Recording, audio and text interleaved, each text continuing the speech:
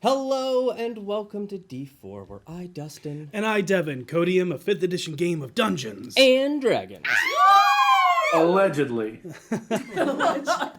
Hey, it's our second week into our rebranding. And for those just joining in, you may be asking, hey, where did D4 go? Well, don't worry. We're still here as D4. As D4 will continue to be our flagship Dungeons & Dragons 5th edition live stream actual play content. And we will still have our Discord that you should go check out from the link in the Twitch chat to join our amazing community. But look forward to the future as some really awesome stuff is coming out and has already come out. Yeah, and we're also on TikTok now. Oh, yeah. So check us out. There's fun and amazing stuff happening there. They're really funny. Really, yeah. Huge shout out to Lucia For making those for us for and helping us out with that. and hip people say the word hip. Yeah, and making us old people understand how that clock app works, because I don't get it. But we have another really fun thing to announce, and that is our very dear friend Patrick Logan, who we miss very much. Yeah. But Patrick Logan just released a short film with Creative Force Films this past Friday called Gordon. The creative mind behind Voss wrote and directed the film with Mark Meir playing the Joker in this intense short drama set in the city of Gotham. I just want to point something out.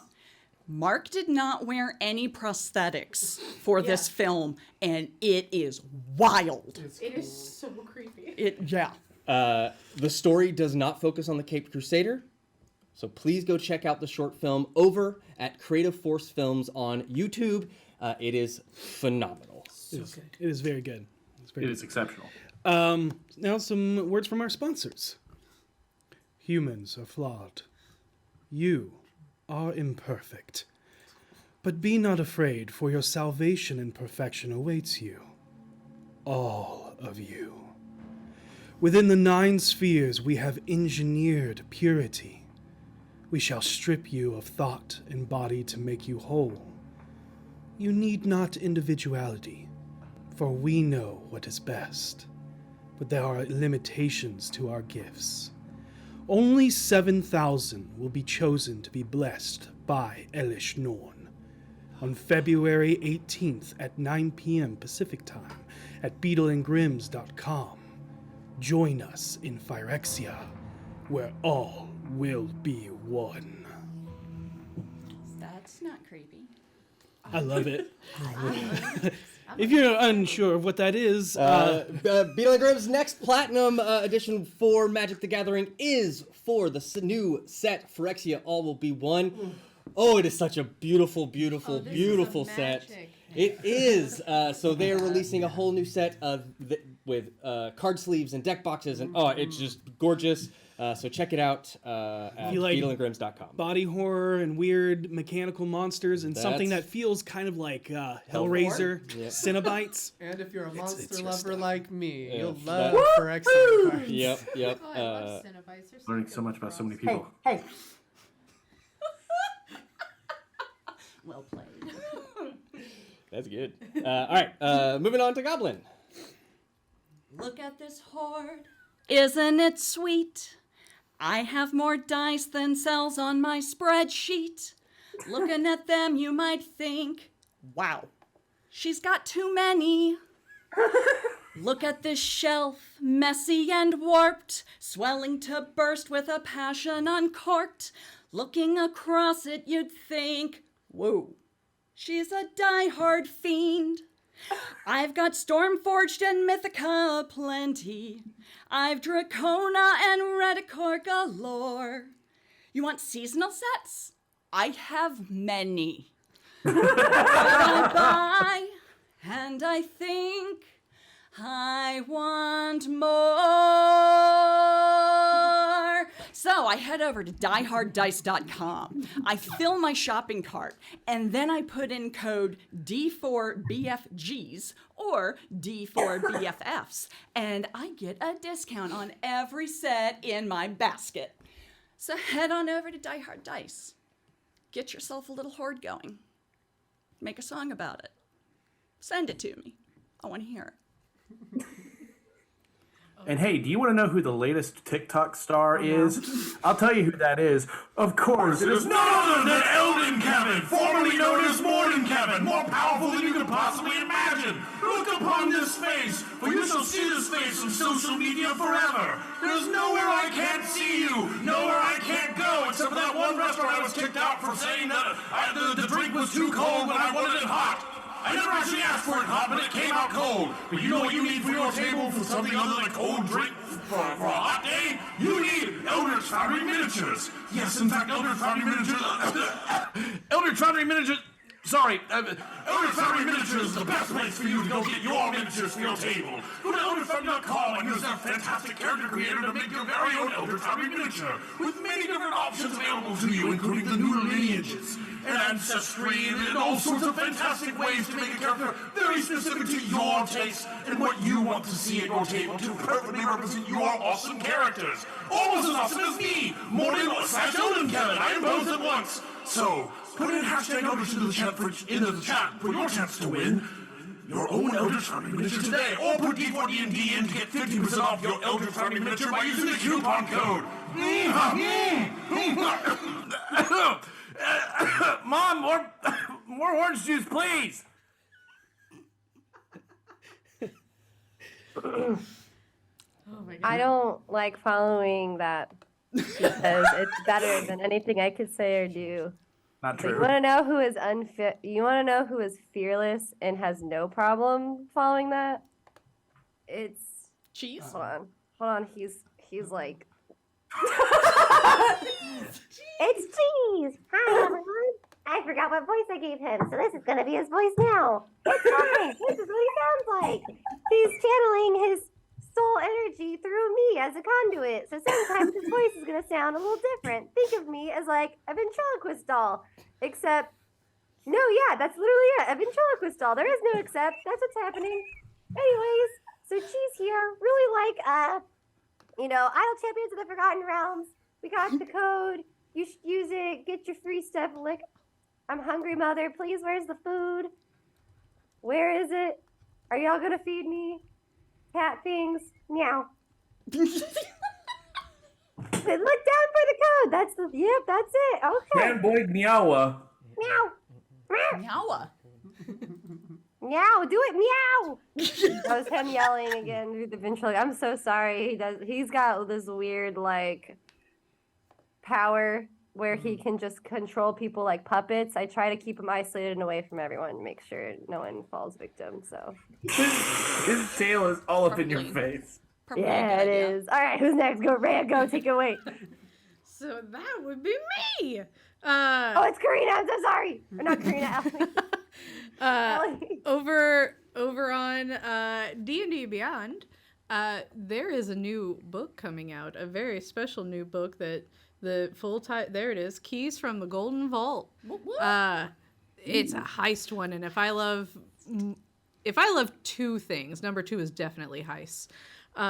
So you can head on over to D&D Beyond right now, and if you are a subscriber, you can claim your copy of Prisoner 13, a free adventure, and infiltrate Revel's End. And so you can get your own little preview of Keys from the Golden Vault and get your party into some shenanigans before the book comes out. So yeah, head on over to dndbeyond.com, and if you are a subscriber, pick up Prisoner 13 today.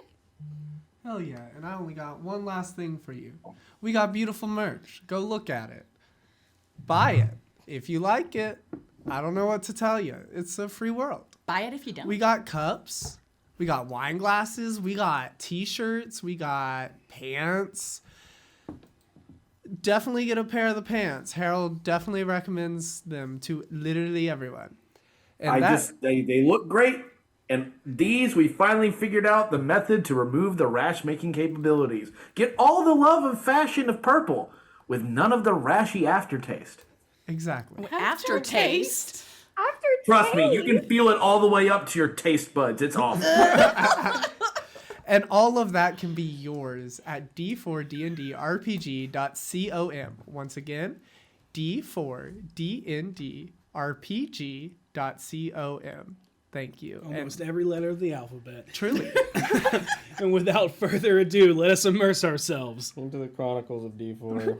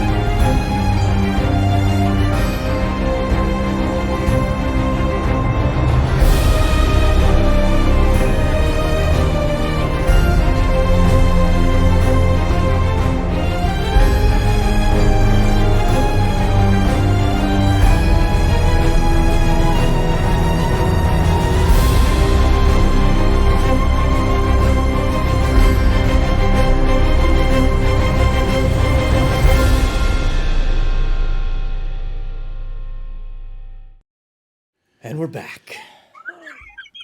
Last time, on detecting detractors and devastating divinations, the BFGs found themselves sequestered away in a luxurious and eloquent dignitary chamber that splintered into 6 separate antechamber bedrooms. They were fed a wide assortment of decadent entrees and hors d'oeuvres that filled any of their requests, along with a small bowl of good berries. Harold may have eaten too many. Yes. After trying to get the palace to get rid of all the nuts in fear of their suspicions of a coup against the king, Harold spent a good amount of time getting to know their guards. A sun elf named Marith, who did not seem to care for the half-elf after he made himself known, and a moon elf named Tamanthiel, who enjoyed the dwarven queen's Harold quite a bit.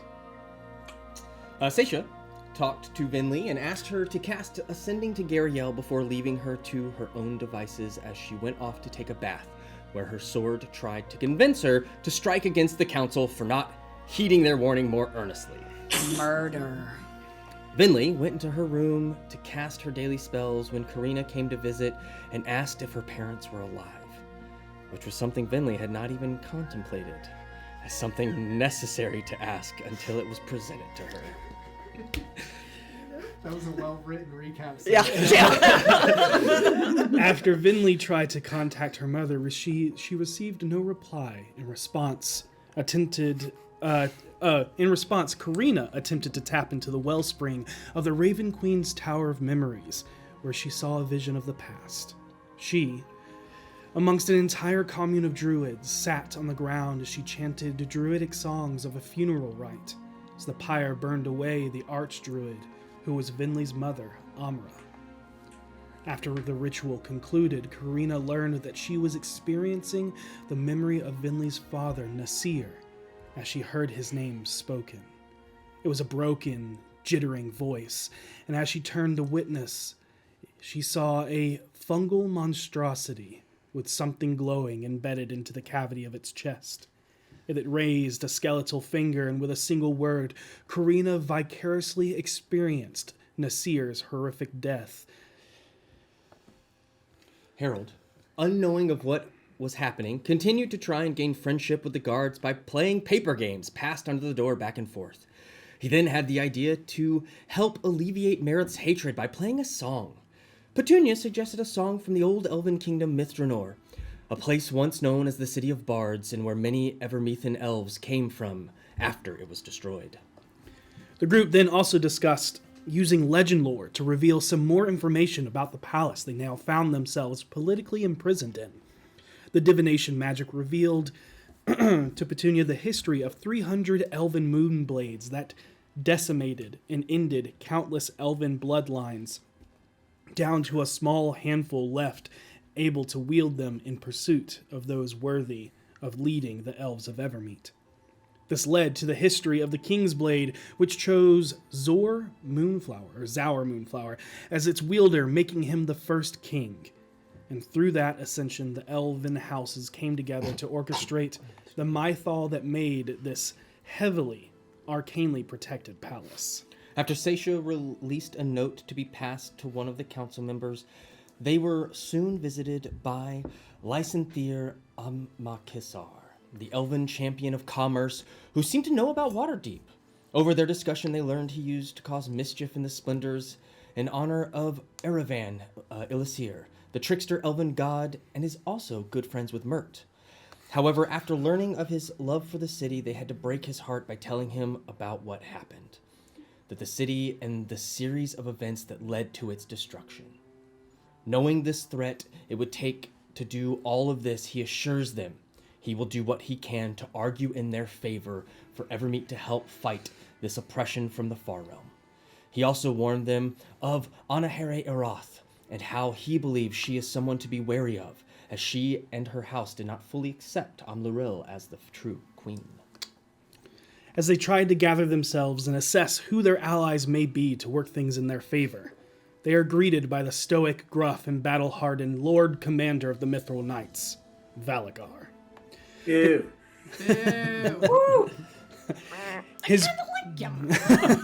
His presence causes the other two guards that had softened their approach to stand back at prideful attention.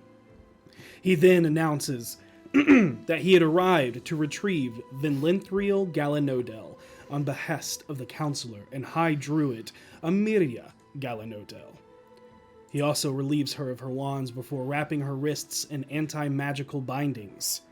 The group tries to intervene, which is met by him scolding them and retrieving Petunia's mouse familiar from Venlee's pockets as she tried to sneakily place them within. And as Venlee is escorted away, leaving the others behind to meet her sister, that is where we pick up tonight's story. Right, see ya. Finley feels the magic completely locked away from her. The first time you have felt completely without power. You walk along with the elven knight as he takes you down many corridors until you find yourself in the royal gardens amongst the beautiful ivy-covered arcade colonnade that also acts as an aqueduct. As you see small waterfalls showering water over some of the areas of the garden. In the center, tending to a few flower bushes near a reflecting pool blessed by the Seldarine, you see your sister, Ameria. For a moment, you completely forget about the presence of your sister as your eyes gaze longingly at the enchanted garden pool she stands next to, and you have never felt more thirsty in your entire life. Oh, yeah. However, your attention is snapped back to the moment as she hears your approach and turns, nodding towards the Knight Commander, Valagar, as he turns to wait by one of the columns nearby. Sister, I think it's time we had a talk.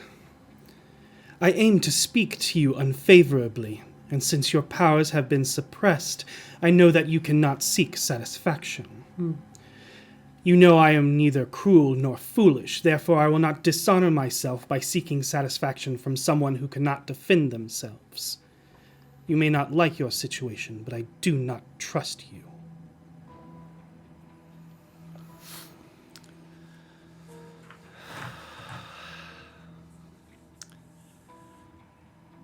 Amiria. And I'm slowly walking towards her and the pool. I see you've completely turned your back on nature in favor of death. Her eyes gaze down to your hand. How fitting. I should scold you for bringing a herd of Natel Kassir into the sacred homeland of our kin, but how dare you come here wearing the symbol of all things to end? At least you embrace the monster we all knew you to be. We are immortal in Corellin's grace. Do you forget? And through Arvindor, we are reborn until we reach salvation and our divine quest of perfection. But no, just like when you were younger, you aim to constantly take things from those you feel have more than you. Is that what you think I do, Emiria? Have you come here to end all the elves? No, just one Do pretender. not speak until I am finished. Very well. What you did all those years ago echoes out now and has infected our kingdom. So yes, that is what I think you are doing or has done. And here I am cleaning up your mess after everything you did. And all I asked was for you to stay away. And you couldn't even do that. I could have you imprisoned for breaking your punishment, your banishment. But in order to save some grace and hopefully not fall into a political war with the powerful allies you have somehow made. I guess it is, has it always been. If you couldn't do it on your own, you clung to the others that could. Just like you clung to him like a mold. Are you finished? And you see, as she speaks of him, there's a wide band silver engagement ring tied in a white hemp macrame necklace that hangs in display across her collar, just below her neck. It is emblazoned with an 8-pointed starburst surrounded by elven filigree and a green emerald embedded in the center of the raised emerald. You know that to be a symbol of Corellin.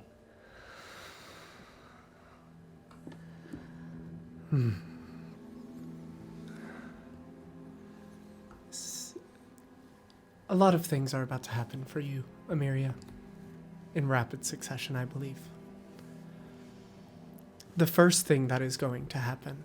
No, it is not my choice, and I am under a compulsion. Take that into account when it happens.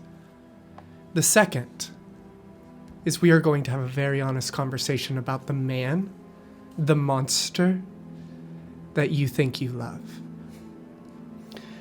You're saying it again. Just like when you said he was manipulating the monster that he was, or that he attacked you first, or that you didn't mutilate his corpse. But I saw you! I saw the claw of death pour from your hand! You attacked him, not the other way around. I saw it that night, and your lies bear no fruit then, and they bear no fruit here and now, so I just you stop trying. What he was my betrothed, and you beguiled him with your dark magics, and when you realized you couldn't have him, even through that, you killed him, you witch.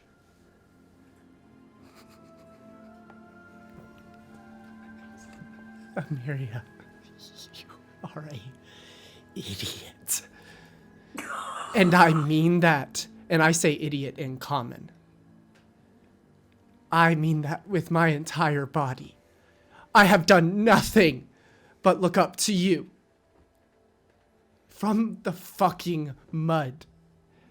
And I always knew druids could turn into animals like sheep, but it's funny to see an eagle act like such a lowly animal. You can make that Okay.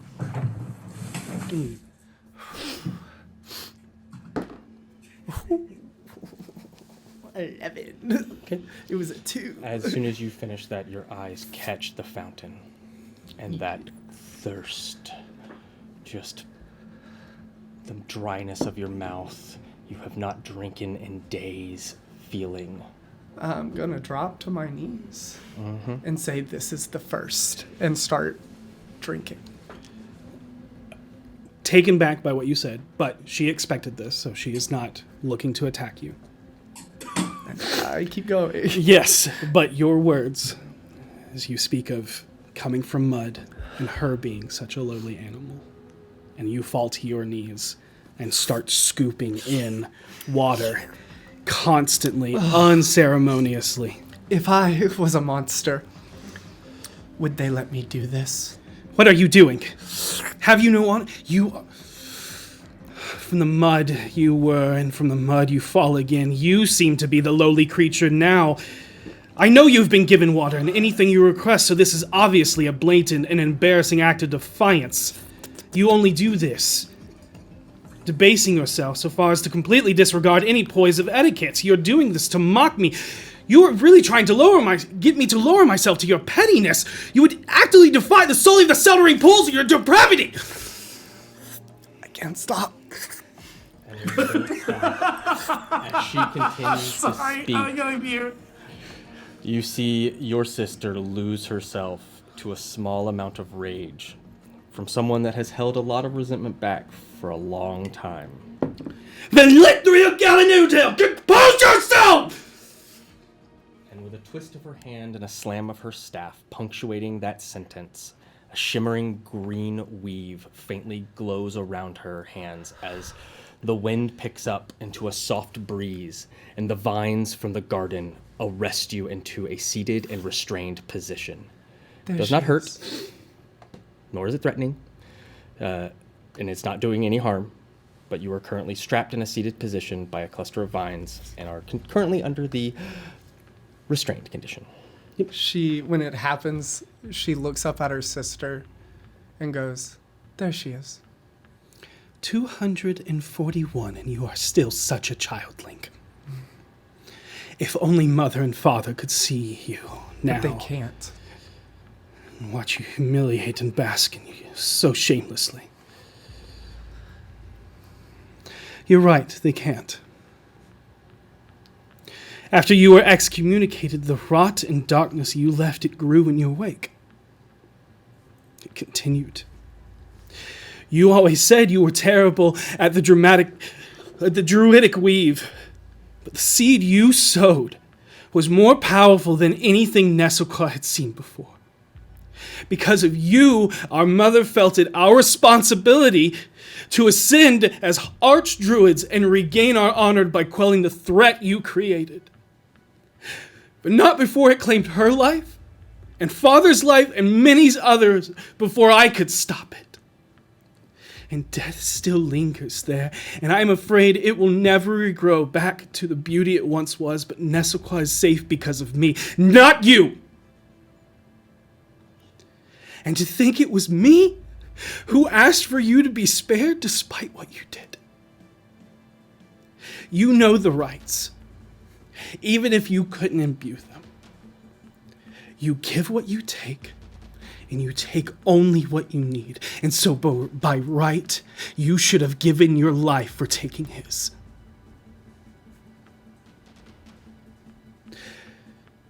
I just watched the love of my life die, and I could not,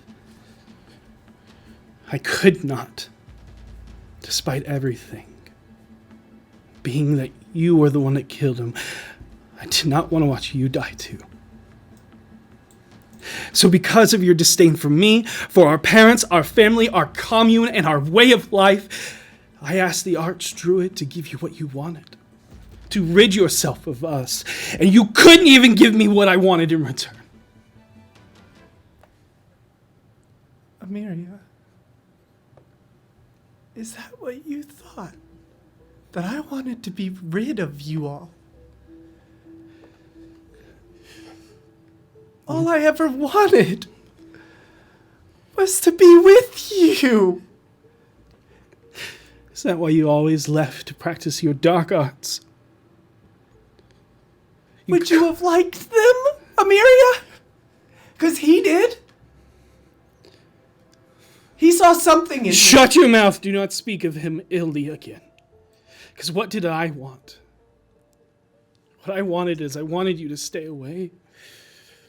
I wanted what you took from me, but what I want now is to carry out my mission for the Seldarine without you getting in the way or causing any more ruin in your wake. You may serve Jurgal, but I have been chosen by the Seldarine. It is how I saved Nesselclaw and our people. I tell you, I have seen them. The gods, they have shown themselves to me. I have been in the presence of the Seldarine. But you wouldn't understand that, and even if you could, I can't have you stopping me from saving all of the elves. including you. Emiria.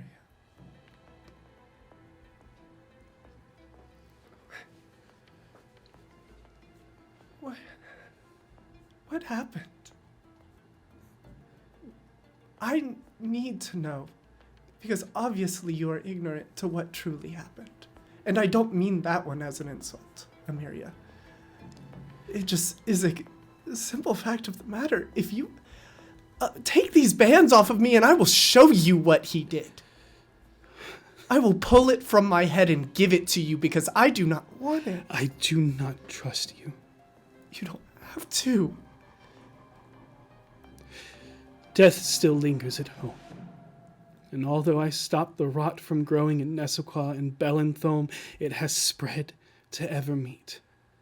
The Seldarine have gifted me boons and blessings as I proved myself to be Archdruid. They allowed me to tame Karaskathil.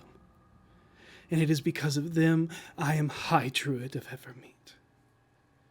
Because it is my purpose and my duty to stop what you started, and because you started it. I don't accept that. You do not need to accept it. It is the truth in what is happening. No, Emiria. They didn't do this. You did. You weren't in love with Illitron. You were arranged. I told you to not speak ill of him. So That wasn't choose your ill. words wisely.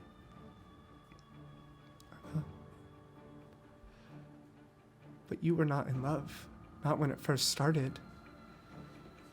And knowing who he truly is, I doubt the feelings you have are real. I've met gods too, Emiria. 9 of them. One of them being Sahanin Moonba. I am tired of your lies and your deceit to try and get me to loosen your bands. I hope you are pleased with the chaos and ruin you have wrought. A sharp and short breath expels from her lungs in a bewildered realization of the amusing and unintentional fitting word choice. Lord Commander Valagar, take her back to her quarters. Remove the bindings once she is there. Death is natural, Emiria. He is not. And Valagar comes and begins to escort you away. he'll lean down, and as he gets closer, the vines wither and fall away from you, returning back to where they resided. As he will help you up. He'll actually, doesn't forcefully, he actually offers his hand to you. I think Venlee's trying to prove a point, so she stands up herself, Okay. but thanks him once she's up. And he turns to escort you. Oh, wait, sir. My wand, the brown one, the one of wood. Emiria, I brought you a gift. Give it to her. He looks towards Emiria, and then Emiria nods, and he'll bring over the wand, and she'll look at it and take it with a very shaking hand. I hope you enjoy my cattle prod. I can't say it has been a pleasure to see you again. Karaskathil! And then you see her just screech like a hawk, extremely piercingly loud. And from wherever you all are, you all watch the shadow of a colossus land within the gardens, outside your rooms, or right near you, or wherever else you may be in this moment, before you see the gargantuan bird fly off with Emiria into the fading light of the day coming to the end. Venlee, all of a sudden, there's a mass commotion as the mithril knights along the parapet walls swarm an area, bows in hand. Valagar's hand grabs your wrist as he leads you up the stairs so you can see over the wall without having you leave his sight. But before we get to that... I have a question. Could I have been out on, like, the balcony? We don't or had know a where you window might have open? been at this moment. so- Oh, okay. Meanwhile... Okay. The point of the meanwhile. And as the opener says, wherever you all might be... Oh, okay. Not long after Venlee was bound and taken, the doors open once again. As the ranger-esque woman enters. An 8-pointed starburst overlaid with a triquetra Trinity knotwork symbol is etched and embossed upon her leather and mithril cuirass. Her formal robes cover most of her form, but you can still see a woman outfitted and ready for battle should the time call for it. She comes in only by herself, and even though the 2 guardsmen enter to stand on the interior of the doorway, she walks with a purpose. However, she is surprisingly light and quiet on her feet, even for an elf. The leather of her boots barely makes a sound as she steps, marking the step of a trained woodsman scout. And if somebody would like to roll religion on the star and Trinity symbol, Sure. I know Petunia wants to, so... I forgot to take my dice down. Okay, religion. 23. Oh, look at that. Isn't it neat? 12. 12. Okay, for you. The star is the star of Corellin, sometimes paired with 1 or 2 crescent moons, but currently it is just the star.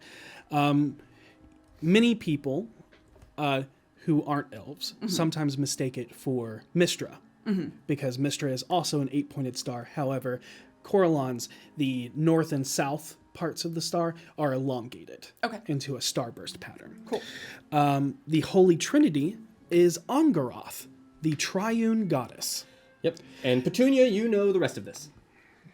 Angaroth, also referred to as the Queen of Arvindor, who is sometimes considered the personification of 3 separate elven goddesses. Ardri Fania, Hanali Salanil, and Sahani Moonbow, as well as a single goddess who extended beyond these 3 separate aspects before the Spell Plague. She was the chief goddess of the Seldarine. She is also the second wife of Corellin, with the first being Aranshi, also known as Loth. The church of Angarath was essentially the united face of the 3 separate but closely allied churches of Airdrie, Hanali, and Sahanin. Most clerics of Angarath were affiliated with at least one aspect of the 3, being considered wise women and sages, often being consulted when important issues arose. But the woman, she makes her way to just before the small elevation that the main table sits upon. She bows graciously and formally in a way that you can tell that she takes pride in her culture and customs. Although her head lowers with her stance, her eyes never leave yours as she holds the bow and speaks. Queen Karina Larova, sovereign of the swirling marble, queen of Antoven, and the ruler of the Apollo people. Your Majesty of the Star Mounts, prime protector and unbreakable heart, Khan Viomiliana Vedrak. To your esteemed heralds and your virtuous lore seeker, it is an honor to have you all within our home. I am Counselor Arenray Aroth, High Marshal of Evermeet and Champion of the Green. May a new star be born upon our meeting. And she is speaking in common. It is heavily accented, but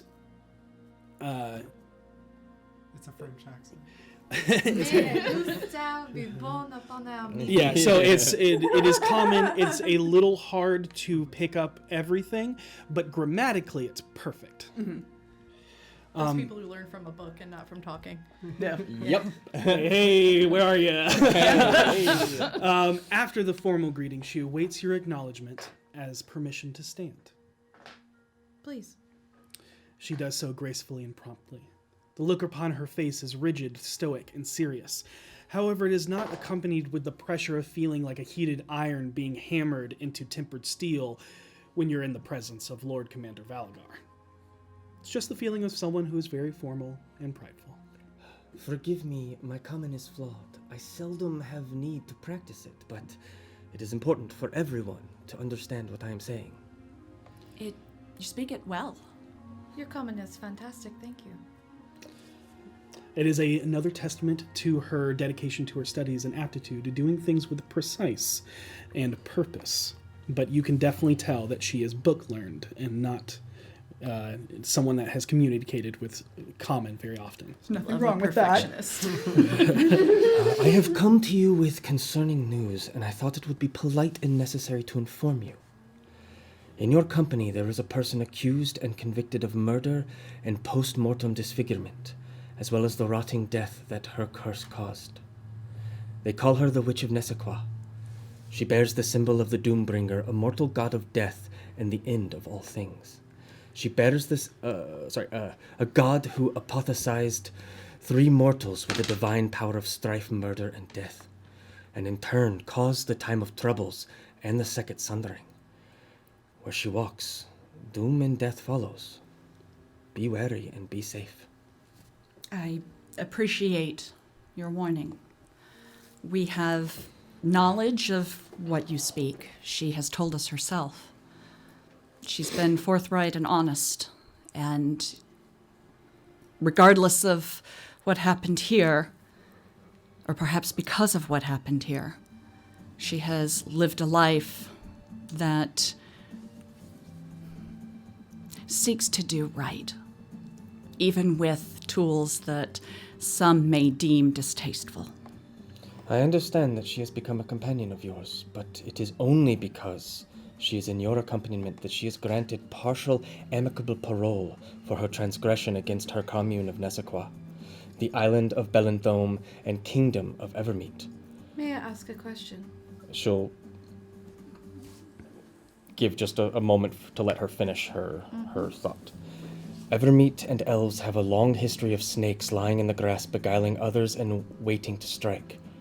If any of this news would cause either of you to wish her benefits revoked, speak now and we will have it done promptly. And this is not said in a, this is like, it's just that is the fact. You can, even when she is talking about this, it is not like, there's not vile behind her words, like if her sister She's was very talking. professional. Yeah, and that you can tell that this is In case this was news to you. Yep. Yes. Yeah. Yep. Yeah. And you're the one who spoke, but as she says this, looks to everyone else in the room. Yeah, but when says the words, if the two of you, obviously, Excuse me. The queen Yeah. and Khan, if Yep. you two feel necessary to have her privileges of that you are granting her need to be revoked, just say so and it will be done. Yep. But she looks to you for Forgive your me, question. Your Majesty. Oh, not at all. Might I ask? I come from a culture of physical evidence instead of words. Might I ask what physical evidence resides that can prove these statements? The evidence and stuff was proven, and the sentence was, what's the word I'm looking for? Verified? No, sentence was carried out. Thank you. This was carried out well over a century, if not more ago. 200 years. Let me clarify. Is there any physical evidence that still exists of these transgressions? You see. Actually, make an insight check. Okay. Can I? If you so wish, you can. That's going to be 24. Ooh, nice. I'm good at like 3 things. 29. Okay. Thanks, it's the autism. You you both get this, that there is something that could be proven as evidence, but this is someone, as she presented herself as High Marshal, may carry things very close to the chest. This would be the person that is in charge of the entirety of the the armies and stuff like that, the military of Evermeet. But And feels like she doesn't want to. well, give away. in response to that question, I assure you that we, the council, kind of stops for a moment. The Council of Evermeet and His Majesty the King, we do not take decisions or even sentencing lightly. We tend to take quite a bit of time to make sure that what sentence is carried out is just and through the right eyes of the Seldarine themselves. I understand. Please do not take my questioning as doubt. It's more when you... Forgive me, though I am a queen, I am also a druid myself. A very specialty kind of druid. And when phrases are used such as death and destruction follow, please know that things such as a withered ground are of great concern of mine to see for myself, as I tend to have a good hand in assisting with these things, and for the kindness that is being extended to Valenthriel, I only wish to extend it back as a thank you.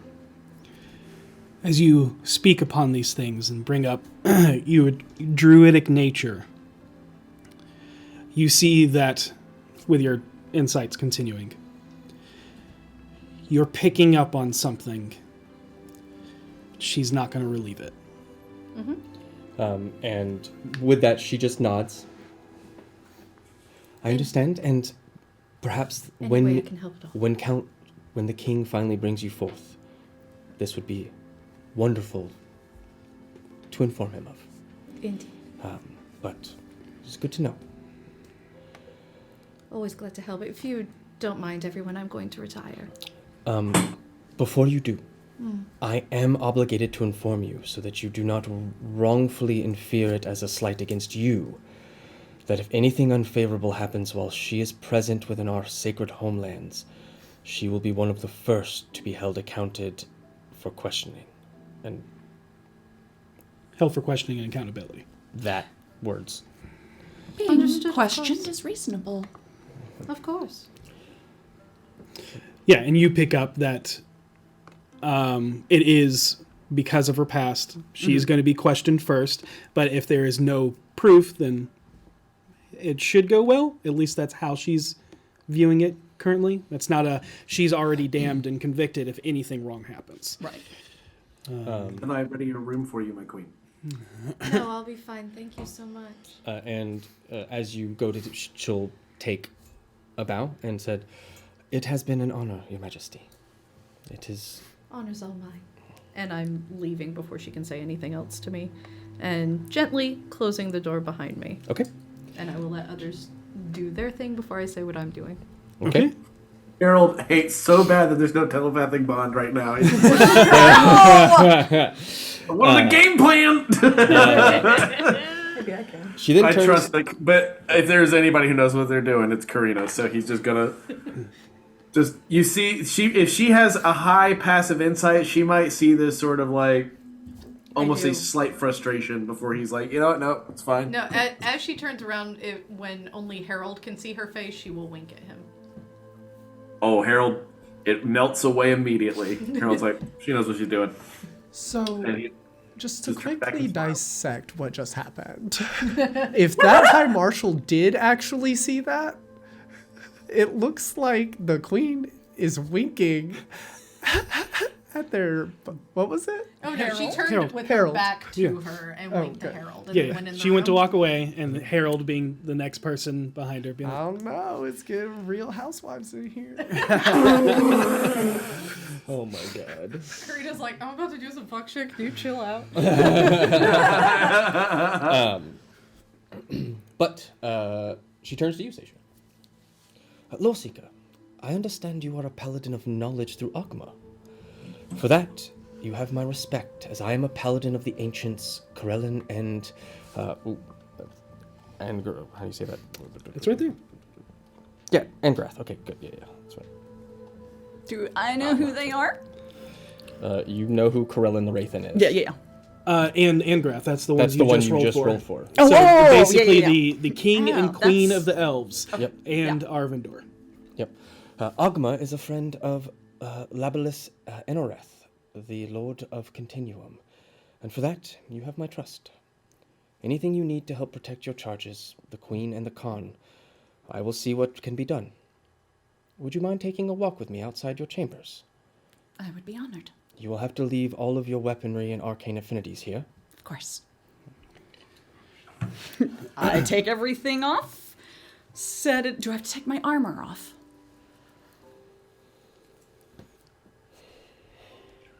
You see her think for a moment. It is not magical. Then your armor is fine. Thank you. But you must leave your shield. Yes, of course. And I will go put my shield down. Let me just unequip that. Watch that passive I was about to say, perception drop. Yeah, it's not the AC that drops that hurts you, it's that passive. And could you please tell us what the passive is now? I think it drops by 5. Yeah, it's 22 now. Oh, man. What a shame. His heart fucking bleeds for you.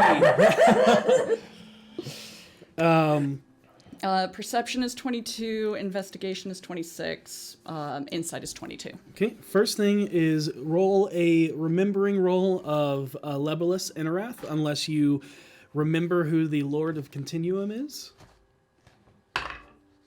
Oh, yeah. That's a 18 Disadvantage. plus... Oh, yeah. Nope. It's plus intellect. Yes. 2. 2.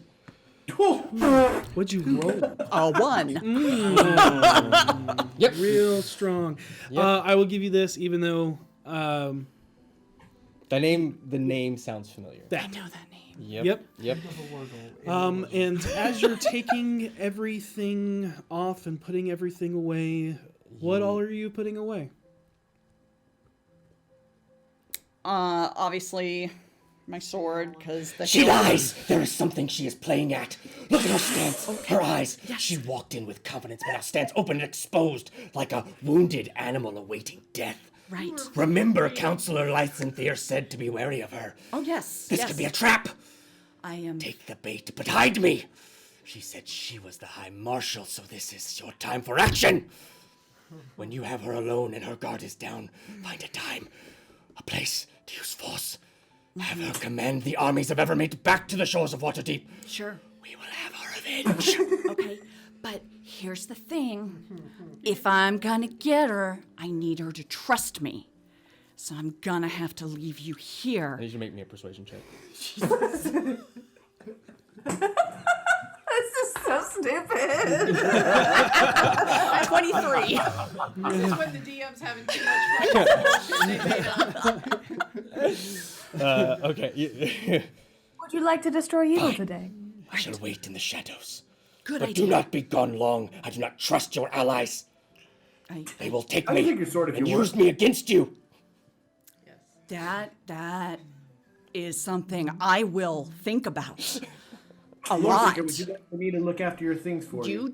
You just sit here, and you know what? While I'm out, I am going to get a kit, and I am going to polish you tonight. Okay? That. And as you say this, Yes, polish me in the blood of your enemies. Yes, that I will do. Would you like for me to Okay. carry your things for you, Lord Seeker, until you've returned? No. I think everything's good here. Everything's fine. It's good. Harold looks at you with this momentary look of like, what the fuck is wrong with you? Seisha, Everybody's acting real weird right now. she goes and she sets the sword very gently on the pillow and turns around, and so that her back is to it, she looks at Harold and goes, Just like points to it and shakes her head. Who has no idea you have a talking sword, is just like, Her Crew's like, why are all the women gesturing non-verbally to me? Normally I'm the one that's fucking weird. What is happening? It's opposite day. Oh, does not, as though I understand, which is a complete lie. And I will come back out. Is this a private discussion? I do not wish to require a Kingsguard escort, I understand. but I see no reason you cannot bring one accompaniment if you so wished. I would appreciate that, yes. Petunia, would you like to come with me? Sure. Okay. And I will approach her and follow where she leads. She turns to Petunia. Same arrangements, no weapons, arcane attunements, or other means. Yeah, got. Oh! She takes her quill out and puts it down. She's like, gets her book out, gets a couple things out, just puts her book on puts her whole bag on the thing. Okay, that's it. That should be good. And she goes over. She turns to like as if she's about to like go say a lovingly goodbye to Harold, but then she goes, No, we're not. I'm ready to go. Harold lies and pretends that he's confused by this. Okay. But before we continue on with that, Karina, what are you doing? What sneaky stuff are you doing? So Karina has gone into her room and gone over to Simone. This scritch little Simone. I'm worried about Venlee, so I need you to help me with something extra special. Okay? Not. So you're going to see me change. And then I want you to find Venlee. Don't go too close. And then you're going to drop me. And I just want you to stay close by in case, you need to pick me up and get me the hell out of there. But we got this, buddy. I will wild shape Okay. Oh no. into a lizard. Okay. A little garden lizard. And I can stay in my wild shape for 5 hours. She's like a pet. So let Simone pick her up and Yep. go out through the window. A little Operation Lizard Drop. Yep. Yep. Operation Salazar. Oh, Jesus. Yeah, and I'm just gonna wriggle for Simone to drop me You actually have a telepathic link. with That's right, I Simone, do. you know? So I'm just gonna have Simone drop me depending on how these gardens are set up, I imagine a little courtyard thing with radial bushes. Okay. Yeah. Something like that. 2 bushes back. Okay, So I can just skink about. Yeah, and you can actually easily go to the colonnade where there's vines and stuff growing on that because Valagar is close by, but is close enough that he can see and hear everything that is happening, so you can be that close as well, just hanging out and chilling on the... Yep. Yep, I'd say, you kind of flutter and kind of Simone lands and drops you off right on that colonnade and kind of takes flight. Stays near, but just kind of takes flight into the trees to be a little more out of the way. And you land right as Venlee gets on all fours and starts drinking from the fountain. And Karina's like, oh, come on. Honey. But you firsthand witness that entire interaction. And as soon as it is over, be like, Simone! And get Simone. And are there any other external areas that contain people? Yes, as the conclusion happens with Venlee and her sister, there is the commotion that happens atop the parapet that is nearby, and you can get Simone to pick you up and drop you near that area, where we will tell you what is going on there later. That's not my intended spot, because a bunch of people are running to that area. I'm looking for somewhere that does not contain people rushing there, but is an external spot, so like a courtyard. You're in a courtyard. There's the gardens. Oh, there is yeah. the main courtyard. If you want to go there, so the main palace itself is completely surrounded by these parapet walls and stuff like that. And within those parapet walls are these minor mansions and gardens and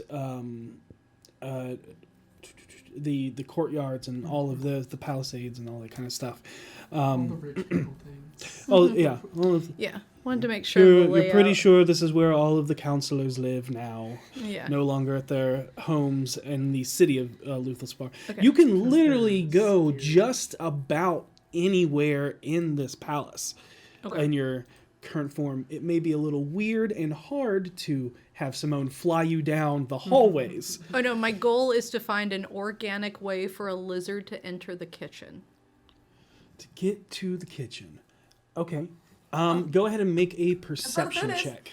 Okay. I'm excited to see. Oh, eagly doors. Like, Me too. are you going for the peanuts? 13. Actually, no, I need to get in there. 16. 16. Okay. There is a little bit of time before you see some servants talking and confused about the commotion that is happening. You hear them talking about the original talk of them being weary of the outsiders. And then there's this big commotion. They're like, oh, what could that be? Is it there? How much time has passed since they first arrived?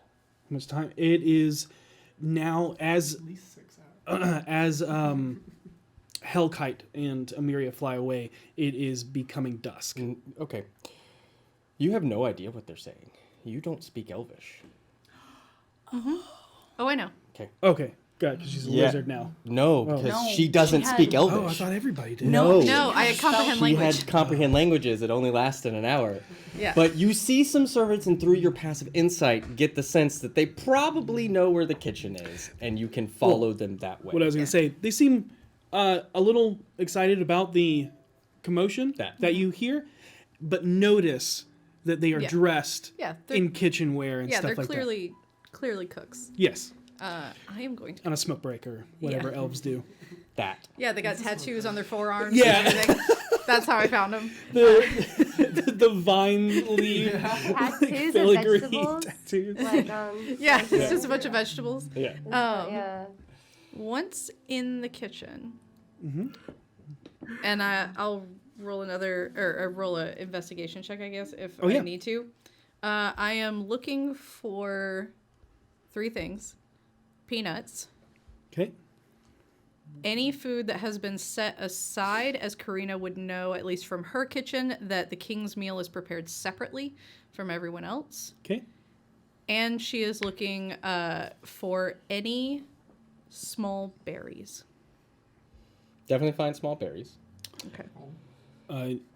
Yeah, that one's a personal. You'll have to. You'll definitely find. But without even rolling anything. Yeah. You definitely find berries. You definitely find of various sizes, varieties.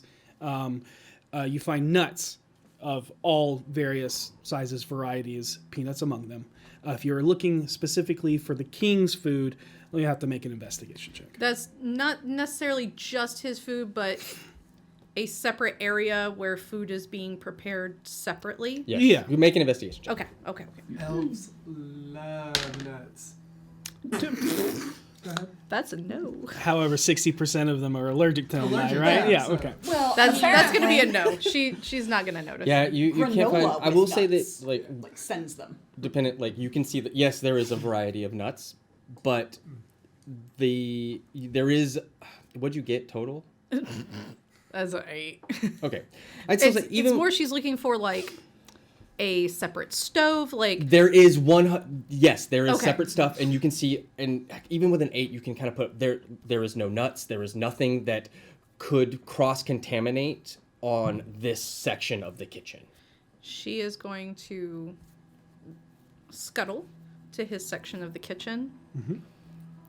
And amongst the food to be prepared for him, She is just going to nestle into it for a minute as she has listened enough to Venlee.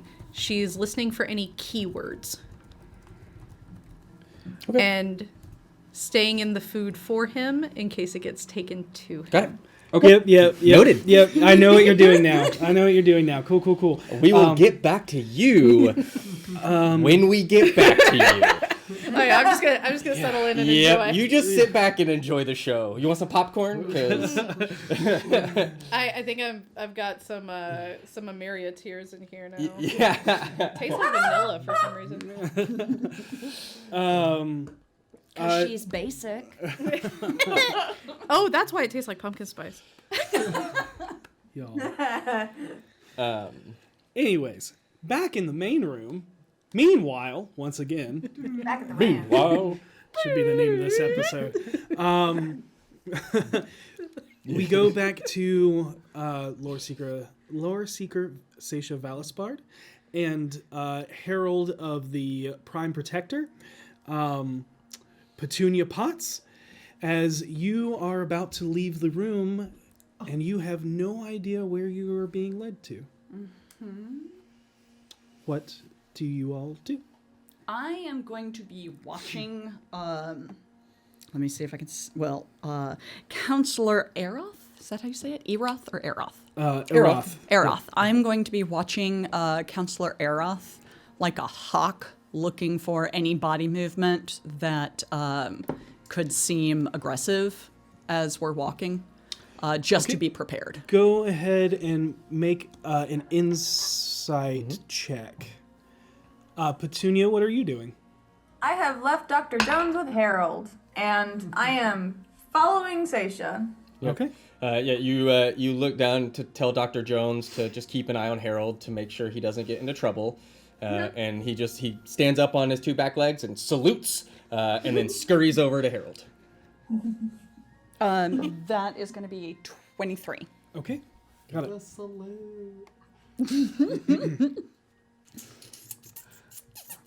I love that little mouse. There's a mouse in my hand doing the Macarena. I don't know what to do about this beast. Are either of you trying to mouse doing the Macarena? I know. I think V was about to say something. Oh, sorry. Yes. V. I think more mice should learn the Macarena because this is top tier entertainment. Since we've gotten here, the only thing worthwhile Yep. for entertainment has just been spa days. We're just Everybody gonna has sit down left. with V, and we're both gonna watch this mouse. Yep, do the and it Macarena. is V and Harold staring at Dr. Jones dancing in Harold's palm, just in awe. How could her familiar have these moves and she just not? Because all Did of I? her points went into familiar that dances. Yeah, I Seisha? never really thought I could use a familiar. I thought they would kind of get in the way, but now I'm really reconsidering. No. I feel that deep in my bones. What kind of familiar should I have? Should I Cat, how do you maybe? get one? A cat? Cat made of cheese. Made of cheese? I think you can get those. Wouldn't it get eaten by like predators?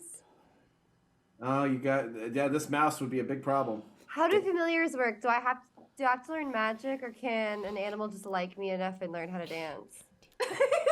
I would say you'd have to use magic, but I only know one druid, so I'm not sure.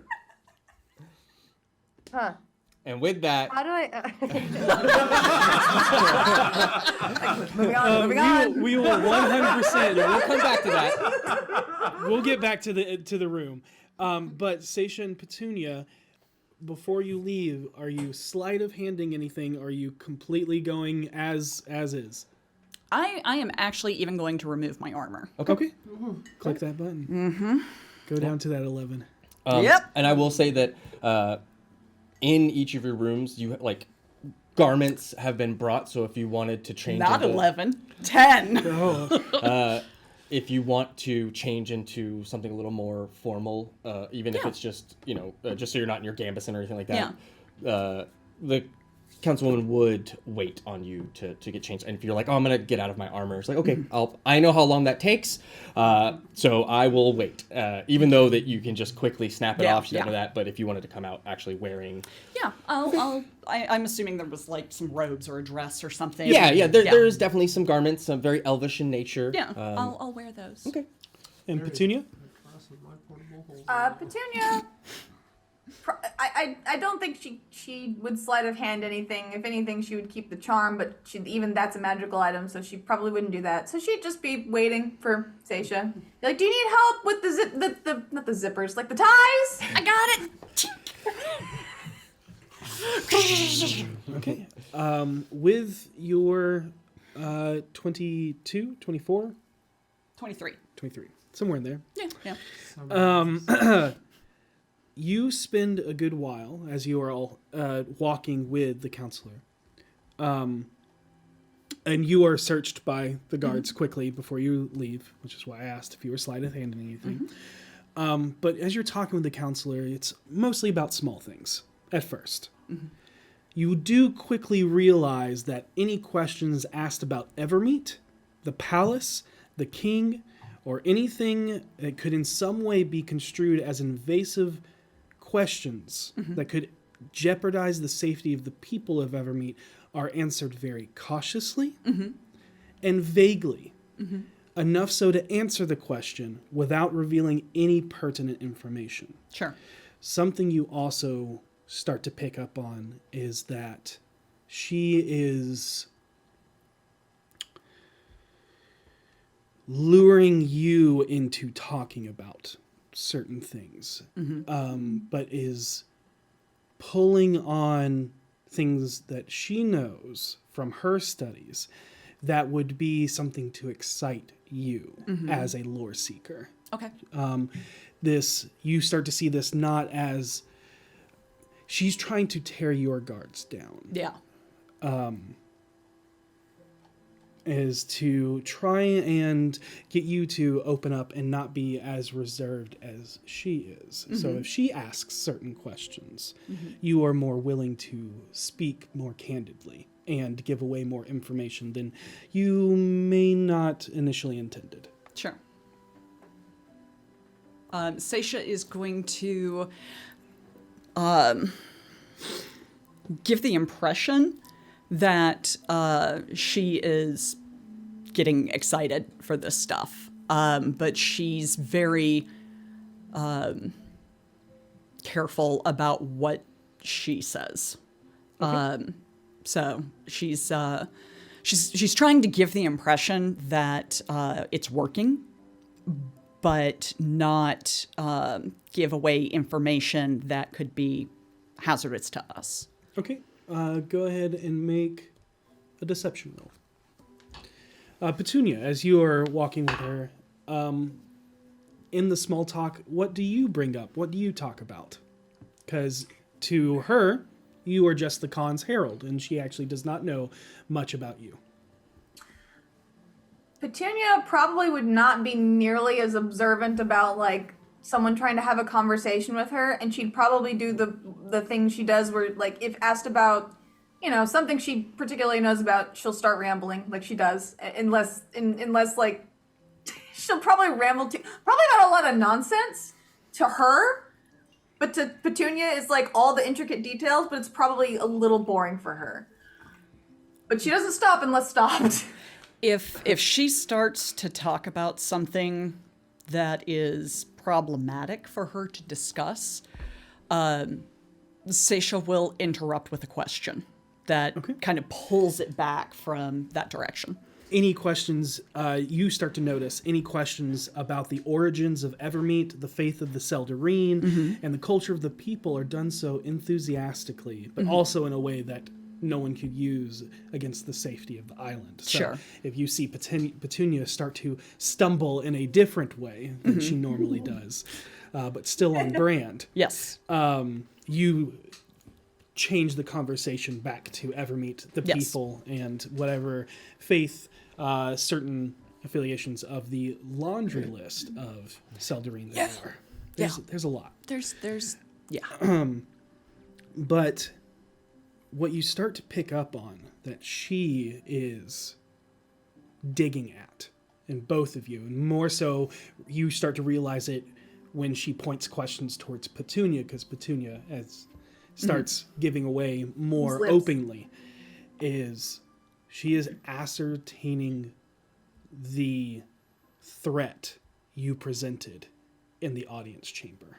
Okay. But in a way not to feel like an interrogation, but more so a conversation.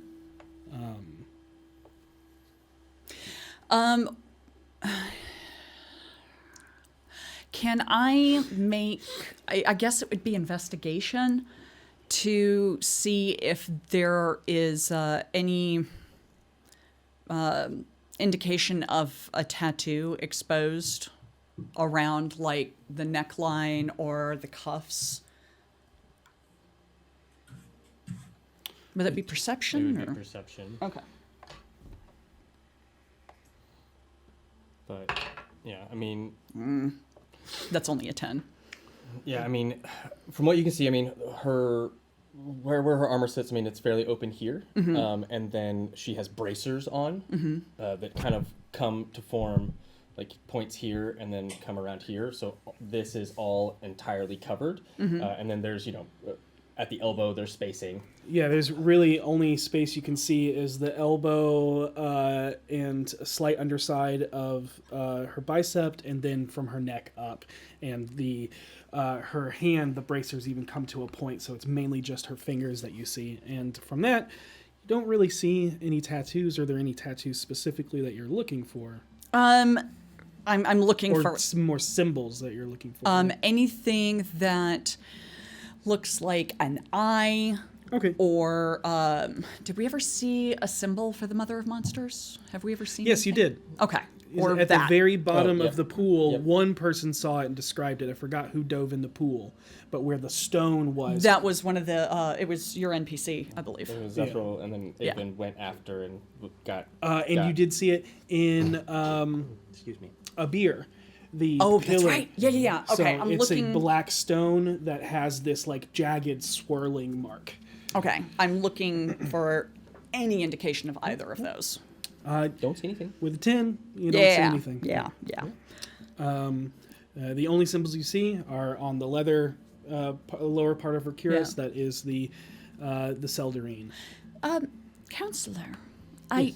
if I may ask, Of course. unfortunately, along the lines of what we're discussing, unfortunately, the servants of these entities destroyed a great deal of knowledge on the Far Realms in order to thwart anybody who would stand against them.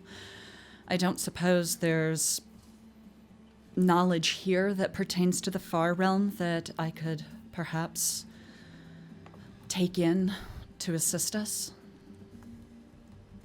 And I will point out that I am a cloistered scholar, which gives me the feature library access. Yep. I will say Yeah! Yeah. Scholars unite! Librarians. I'm a discredited academic. Mathematical.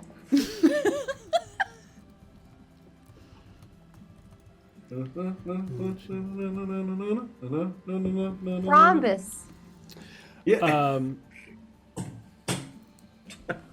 I am sorry, but I do want to know your story.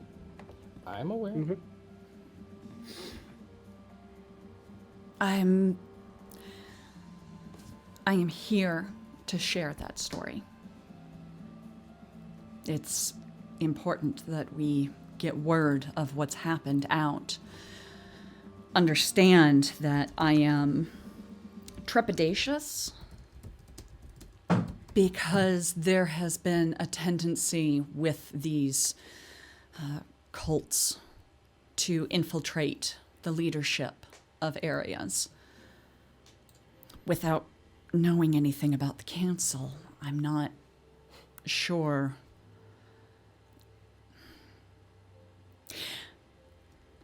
They seek out people who want power and people who are disenfranchised with their gods. If there is anyone like that, I have concerns about them finding out what's going on.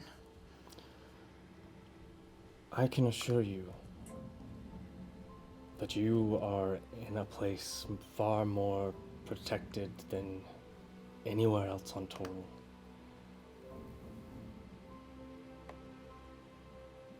And there are a reason that this council exists. So you vouch for all of them?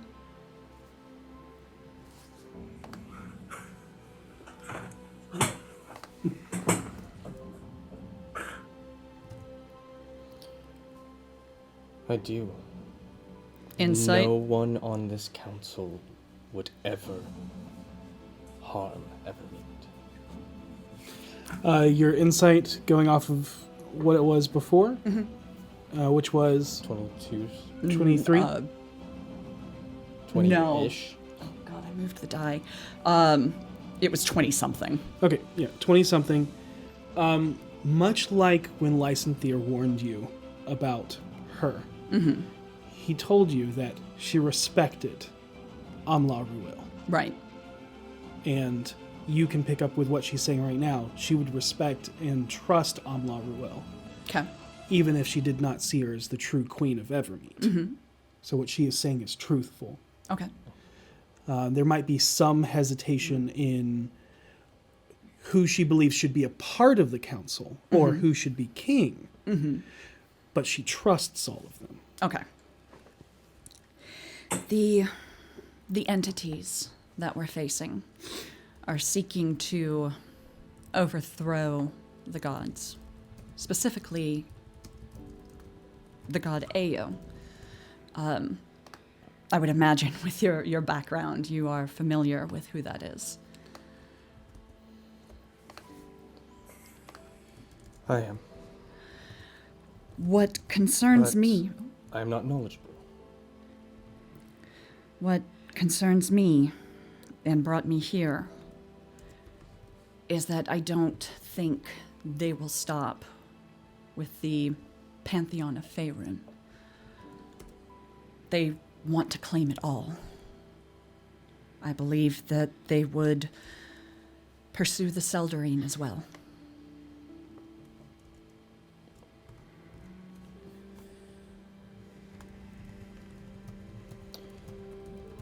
Then tell me your story.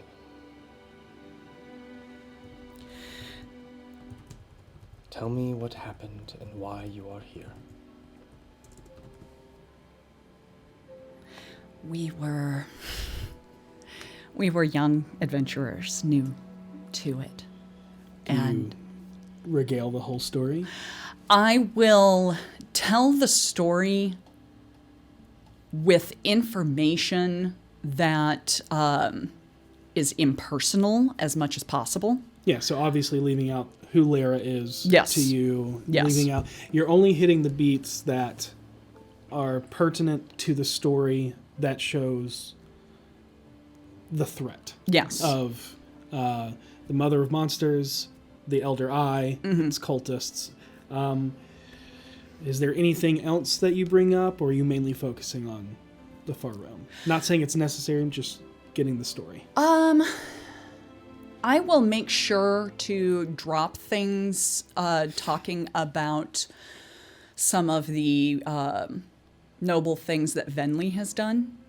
Okay. And I will try to reinforce the idea that the threats we are facing are not just a threat to Toril. That these things are personifications of concepts, and that they aren't going to be fooled by mists or storms. And Petunia, are you adding anything to this? Or are you just helping helping Seisha tell this story Is there anything that you are doing? She would probably she'd probably let Seisha handle that one, considering I imagine she has much more knowledge about that than she does, and I think at this point she's probably gathered she's been talking a lot, so she's just like, okay, I'm gonna let Seisha do her job. Okay. You both are given a rough tour of the Moonstone Palace as you go down halls, through one of the towers, across some parapet walkways, through the courtyards, and even the gardens. And at one point, you see Venlee, at this point, drinking from the fountain, but from too far away to see or do anything beyond that before your walk continues in a different direction. I just kind of glance at Petunia. And Well, that looks like it's going well. yep. But as you tell her everything, with what you're going to tell her, you see that she is unfazed. Mm-hmm. Not in a way that feels like she knows everything already, but in a way that a general has been trained to take unnerving news without reaction to avoid the spread of panic and Right. fear of doubts. She asks very attentive questions that seem to be focused on tactics, numbers, targets, weaknesses, and strengths. She also asks some things to ascertain political ties for allies and enemies. According to the Far Realm. Who are their allies? Who are their enemies? Sure. Sure. However, while you are walking, Petunia, what is your passive Not good. perception? Very not good. My passive perception would be a 13. Lucky 13. Good lucking 13. Okay, so as you're walking, Seisha, even with your lowered passive perception, it being still astronomical, you hear some panicked elves speaking in Elvish. At first, you think back to Venlee and wonder if it is her or someone talking about her, so you listen a little closer, or you could listen a little closer, and you could let your observation clarify their words as you read their lips far away. However, this will take you out of the conversation with the counselor for the moment. But you also know that she does not think you speak Elvish, so will not know why you have lost interest in the conversation. Do you continue to... I'm actually going to, she'll stop walking for a second and go, wait. I'm putting something together. And I will look in the direction. Okay. You see two elves speaking. What do you mean it's dying, brother? How did you hear about this? It doesn't matter how I know, but it's true. I'm worried about the future. The prince has returned, but I believe the Seldarines are punishing us for the sad queen abandoning us. She was Evermeet, and now it's all going to end. We're going to end. We'll be mortal, and not reborn on Arvindor. It's not going to end. We are not going to end. We will see the sun and moon rise in Arvindor, I promise you. Do not worry, brother. The High Druid is here to stop that from happening. Lamruil's return, although nice to see a moonflower back on Evermeet, does not stop Shun Taroth Kar Alanar from dying of the plaguing rot. The High Druid and High Mage King, along with their council, will save us. Our magic is stronger than anything else on Toril. Our kin sundered the world to create heaven on earth. They can tend to the needs of a plant. Shh! One of the council is here, walking with one of the Natal Cassia.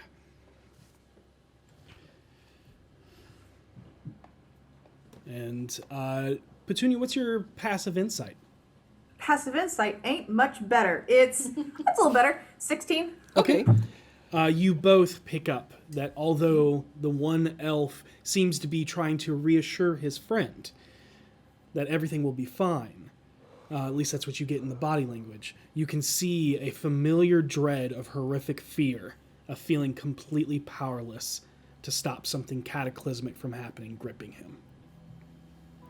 Been there. And as the two elves notice you, especially you looking in their direction, they give a slight bow of respect to the counselor before heading off in another direction. And then she is looking at you, waiting on you to continue your thought. I think... I think I just realized an ally we could have if we can convince them. Who's that? There's on our continent, there is a town that is of questionable repute, but they have a good ear to the ground. When we return, it may not be a bad idea to go to Luskan. Really? Luskan! Luskan! You want to go Luskan? You see the counselor look at you for the first time with like shock. Everything else that you've said has been like cataclysm. Yeah. And then you just said, let's ally ourselves with some drow. Or there is yeah, but I mean, that's fairly recent. No, not being the head, he still was there. Yeah, Okay. Yeah, I don't think. Yeah, she doesn't react like that because I don't think she would have that knowledge. Maybe the other counselor who's been to Waterdeep, but Which would talk to the marshal, the Yeah, head of military. yeah. She's just like, I don't know, this sounds weird. I still, still, it's still too recent for Evermeath and elves in my. So she wouldn't respond like that. It'd be more along the lines of. I've heard this place, but I don't know for certain. Yeah. Of what you speak of. Here's one that she would know. She knows that it's a place of pirates. That, yes. Yeah. And there was an armada that you learned about when Lomruil told you the history of when Kaimil Nimison. That. And so you're speaking of dealing with pirates and things, and this causes her to raise her eyebrows. That. Understand, we are fighting to save the world. Unfortunately, these cultists that serve these powers take advantage of those who are weak in faith or searching for a means to have a life. The people of Luskan are downtrodden, and they travel far and wide. If we can find someone there who is willing to communicate for a price, probably. It's a unique insight we don't currently have. Do you truly think it is smart to ally yourself with someone who will only wait until you are weakened by the battle to sink their knife in your back? Even if it seems advantageous, it is not good to be desperate. It is not. However, it is good to think of every angle. I'm going into this knowing that they would stab me in the back given the chance. I'm also going into this knowing that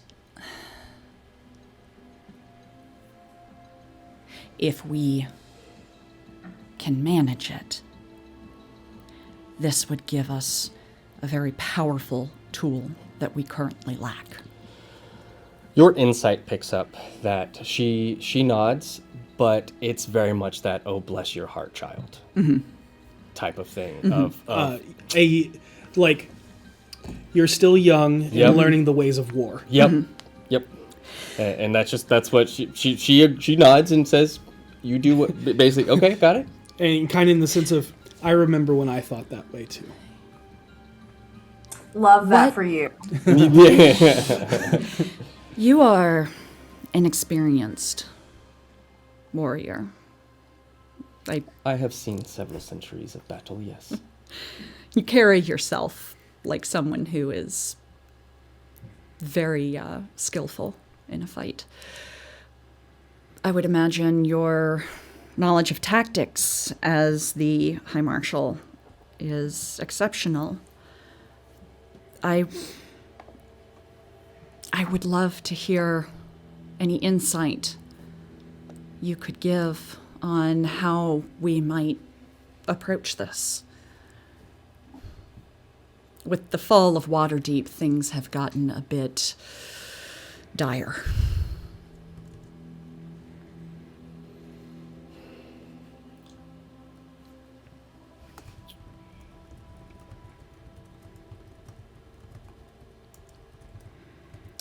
I hear your words. But our wisdom must still be discussed. I understand.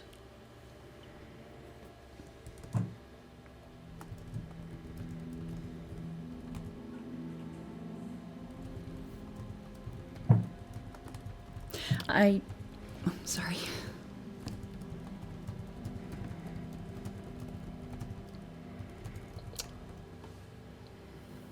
In favor of this, is there something I can offer you?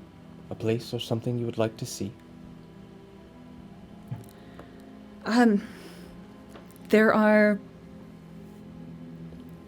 two places that come to mind. One of them I'm willing to assume is going to be off limits. Being able to access any information on the Far Realms in a library, only that topic, nothing of Evermeet or the history, anything of that nature, simply the Far Realms, would be very helpful. And if that's not possible on a personal note, I would love to actually meet one of the Pegasi that I've seen here. I cannot take outsiders to Sombrar, where the Crown's Master of Stables keeps them, but I can have one brought here for you. Really? She nods, and the High Elven woman calls over a Mithril knight and orders him to have a Pegasus brought to the courtyard. The knight in gleaming armor comes and goes without any stress upon his body, nor sound of clanging metal. A lizard skitters by. Kind of sticks its tongue out. A lizard skitters by. Smash cut to Karina. Bam, bam, bam, bam, bam, bam, bam.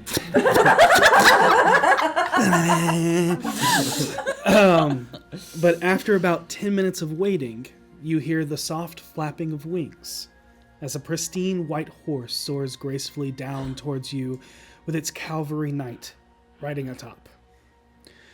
The tall, pristine, iridescent white horse shimmers in the dying light of the fading day, and this winged horse itself looks like if it were carved from the same moonstone that makes the walls of Luthelspar.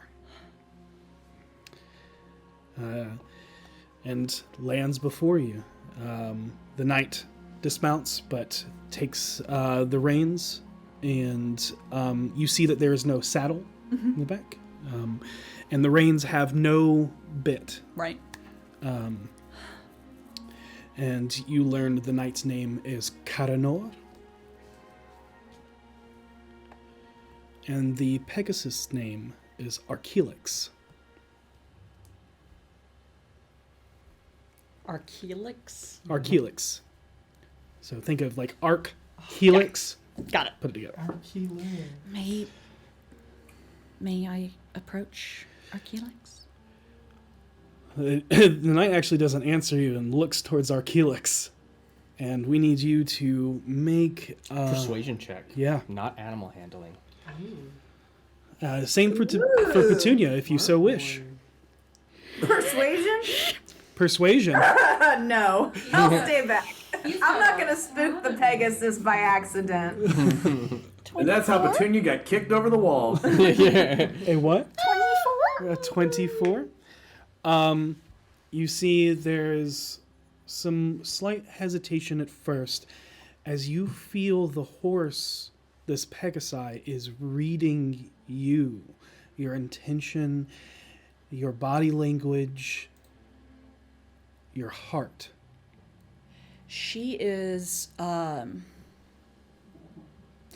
the Pegasus arrived, all of the tension and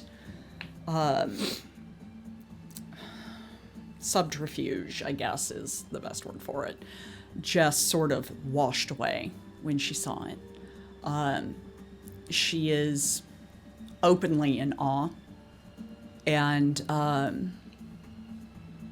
there is something about her that shows that she is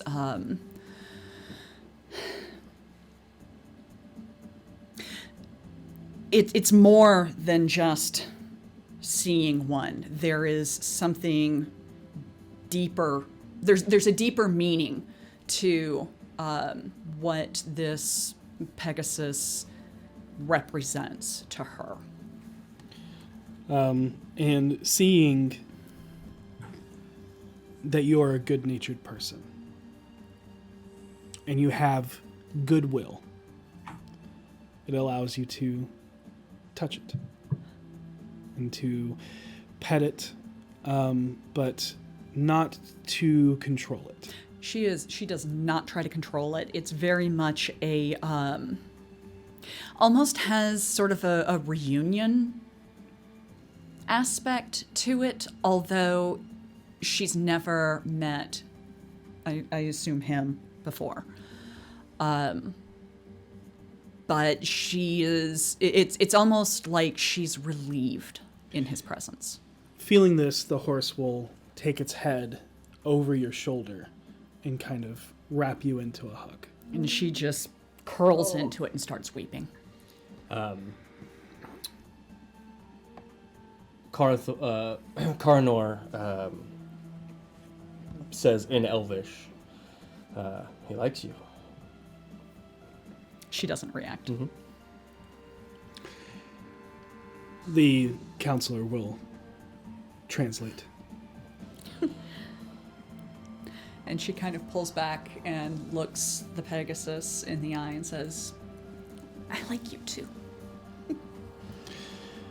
Suddenly, a shadow blots out the sun like an eclipse as Hellkite soars down towards the gardens on the other side of the palace before flying up and away, where you can clearly see Amiria, Venlee's sister, riding atop the giant eagle's back. And not more than 2 minutes later, the Pegasus spooks and rears up, alarmed by something happening on the eastern side of the palace. Taken back by this, the knight shares a nod of acknowledgement with the counselor before hopping back on to Archelax and flying off to that side of the citadel. It is probably best for you to be taken back to your chambers. I thank you for your time, patience, and information. Thank you. What's happening? She immediately switches to Elvish and looks to a small squad of Mithril knights. You, gods, take them back to the East Wing chambers forthwith. And with that, she leaves. Yeah. And you are, there's 4 guards that swarm you, not aggressively, anything, just kind of to also protect you. Yeah. You are... Oh yeah, no, I'm completely unarmed and unarmored. I'm very grateful for their presence. You are also honored dignitaries or, heralds and advisors to the people that are guests here underneath the king's watch. So they take their job very seriously. And you are escorted back, but at some point you are ushered across one of the parapet walls. And not too far away, you see Venlee through the storm of Kingsguard that rush past you as they ready themselves for something with bows in hand. And that is when you see the Commotion just outside the palace walls. But before that, we're going to go back to the room. Meanwhile, Meanwhile, back at the ranch. So, what is Harold and V doing in the room?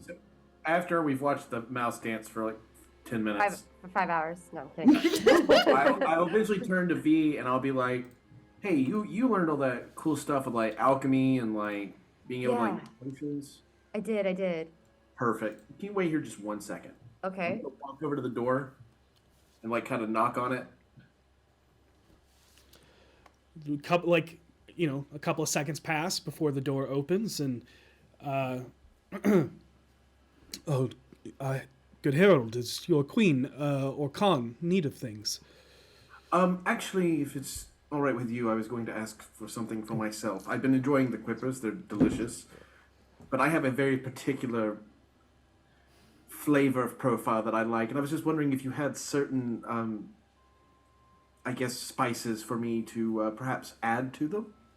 And so I'm actually playing Meredith, which is female. She spoke first, and is not, her voice when she speaks to you isn't baneful anymore, but it is very reserved in the sense of like a guard speaking to a commoner, or someone that they are only speaking to someone out of necessity to do their job. Sure. And she will say, "What spices do you need? It shall be yours." May I have some garlic powder, a bit of mushroom powder, some onion powder, a bit of cumin, some saffron, and perhaps just a small bowl of fat. I will have it fetched The from finest quality, if you would. I'm certain that any quality you have would be the finest. I will have it fetched from the kitchen forthwith. Thank you so much. I'm gonna get brought up in a bag of spices. What are you doing with the lard, Ellie? Spicy girl. I think. Wait, did they leave, or is it just me and Harold now? It's you and Harold. Yep. Okay. I wasn't sure if they're still around. So I think I see where this is going. Yeah? Yeah? Probably not. It's probably not. I don't see where this is going. We're We not might. blowing. I mean, we're like, it would not be blowing up ironic if you everything. did. It would be so ironic if you did see where this was going. I thought we were blowing up everything. No! No! Oh. Oh no! No explosives! No! Oh. But you gotta admit, when you see this place, it sort of reminds you a little bit of when we first met, right? It's kind of that same level of like, everything here is the best, don't question it. The forks go here, the knives. Right. Yeah, I mean, it's pretty. I'm not used to it, but also I don't like feeling like I'm being held hostage in a really It nice does feel that way, prison. doesn't it? And I feel like if I tried to leave, they'd be like, They probably would be. like very politely, like be like, no, that's not happening. It's funny how all the fancy places really try to be polite when they're telling you no. It's weird. It's super weird. I Like, guess if when they you have a lot of know- money, it's like hearing no is kind of a rare occurrence, and so it's like. I think they're just bored, and they like the extra flair and drama to the day-to-day life. Build a little bit, right? Like make it fun. You know what I mean? And as you're saying this, the door opens, and you see Timanthiel come in with a small wooden bowl filled with lard and a like a wooden flat wide knife to spread it however you wish. Could be used as a spoon or a spread, and then an assortment of spices. Yeah, and he's holding the tray, and it's like you think it's gonna fall because holding it like you don't carry a tray full of things. Definitely someone who's never worked in the food industry ever, and it just like he's like walking very slowly and carefully. I will carefully step forward and take it from him, and I have clearly carried lots of food in my time because I used to. Yeah. This isn't even me lying. This is one of those times where I really look like a herald. And I will say, Timanthiel, thank you so much. It's good to see you again. Before I go, you're a talented musician with your magic box thingy, but Yes. are you gifted with words as well? I look over to V for a second and I look back and I'm like, I have been said from time to time to be able to weave a few words. He's so good at reading. He can read aloud very well. She is not wrong. He's great with the words. I don't need a crier, but I wouldn't mind a bard's touch on a poem. Yes. For someone I admire. Oh, well. Let me say that in the ways of love, I am extremely gifted. In fact, I have my eye on the Herald of the Khan here. You know, I'm not gonna lie. I think I saw her giving you the side eye. Don't get my hopes up too much.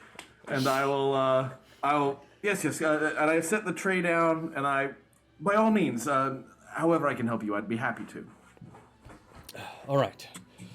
And he it kind of goes, yes, over here you said, all right, just a moment. And Speaking loud enough so the other guard can hear. Yes. In fact, could you move it over here? And then I motion for him to. Yeah. And he leans down and. All right. You can kind of see him like loosen the gorge just a little bit, and see a little bead of sweat begin to trickle down the forehead. All right. I kind of peer over to V for just a second, oh my god, and then look back over at him. She has burgundy hair that fades to pink. It's different, and the way she likes to proudly express herself. It feels whimsical, like the areas of the island touched by fairy. Her soft eyes are the warm hazel color of a sunset that make you feel safe. Her humor, it's absurd and often snarky, but her wit is impressive, and she always finds a way to liven the room. The way she lights up when she is doing something she loves, and how she's just as enthusiastic for others when they talk about or are doing something they love. She is free-spirited and confident without trying to be the center of attention. Not many people have that quality. I am among them.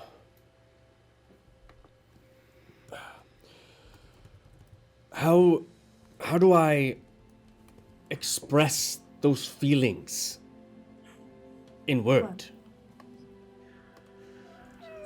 I've always found that in those moments when you truly wish to get across important feelings, it never pays to do so immediately without warning.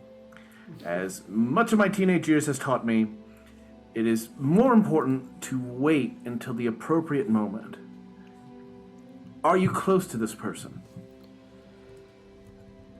We know each other.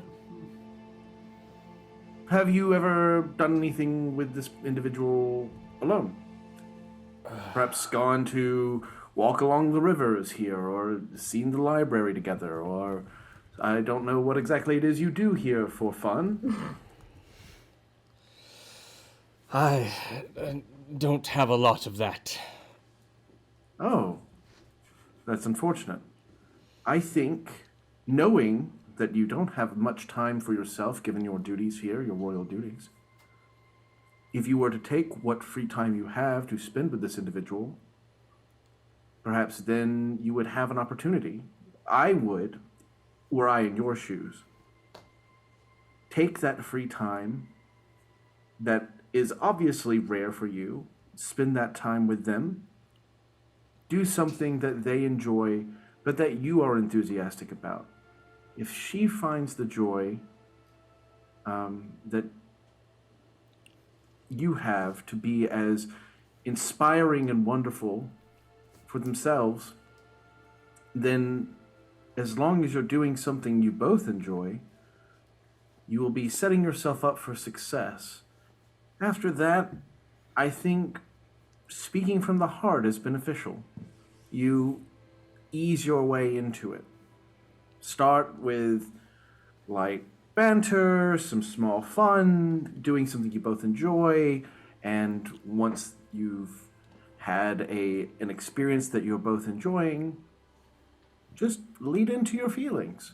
And the worst possible thing is that the feelings are not reciprocated. But that's no terrible thing, truly. It may sting in the moment. But I think, having met you and known you even this small amount of time, you're a charismatic, fun individual, and anyone would be lucky to know that you feel this way towards them. I truly think that were you given the opportunity, whoever this is, they'd feel very happy to know the truth. But I think that you need not flower it up into a poem. To take it from me, poems almost never work. And then I don't think you need to build it up into something that needs to be grand. I find moments from the heart are soft and simple. And that's what's always worked best for me. Honesty, simplicity, and fun times. And if things go further than that, then rock on. I mean, then very well. The Queen of the Apollo people has chosen a very wise, entertaining, and the humblest of all heralds. I am the humblest. There are certainly none as humble as me. Nobody I've met. It's true. He's incredibly humble. It's just super humble. Mm-hmm. Yeah. No. Like I've never heard this man brag in my life. It'd be useless. There's no point. I'm the greatest. Yeah. V is such a great hype man. And he nods, and you can see like a little like pep in his step as you have given him that. And speaking from around the corner, Jonaskir was taking so long. Sorry. What color? I appreciate is you the- refilling our drinks while you're here. That was very kind of you. Yes, there you are. Yes, and with that, he'll leave. What color is the hair of the female guard? Of the female guard? Yeah. Like Is it? blonde. Okay, it's not burgundy. Yeah, I sincerely doubt it was. Nope, it is blonde and sun-kissed. Okay, don't care about her anymore. As soon as the door shuts, I'm going to walk over to V with the mushroom powder, the saffron, and the fat, and be like, I need an ointment for my eyes. What? Oh. So Color? that I can cast True Seeing. Color thing. I don't know how you make it into the ointment, but I figure if somebody knows how to make it, it's you. And I take while she's working on that, I'm going to take the other spices and just kind of throw them all over the quivers. Should I roll to see if I can do this? Absolutely. Go ahead and And roll. I'll give you Bardic Inspiration. Yeah, because you guys are working around the typical gold cost of this, there will need to be a roll. But I love this. This is great. Let's do it. So go ahead and give me. It'll be your intelligence modifier plus your proficiency bonus. Because you are trained with. Yep, and then you'll just and then you have a D10 to add to that if you so wish. Yeah, I'm rubbing your shoulders while you're working. I will wish. You're the best at alchemy. We all know it. Oh wait, no, 0 means 10, not 10. Okay.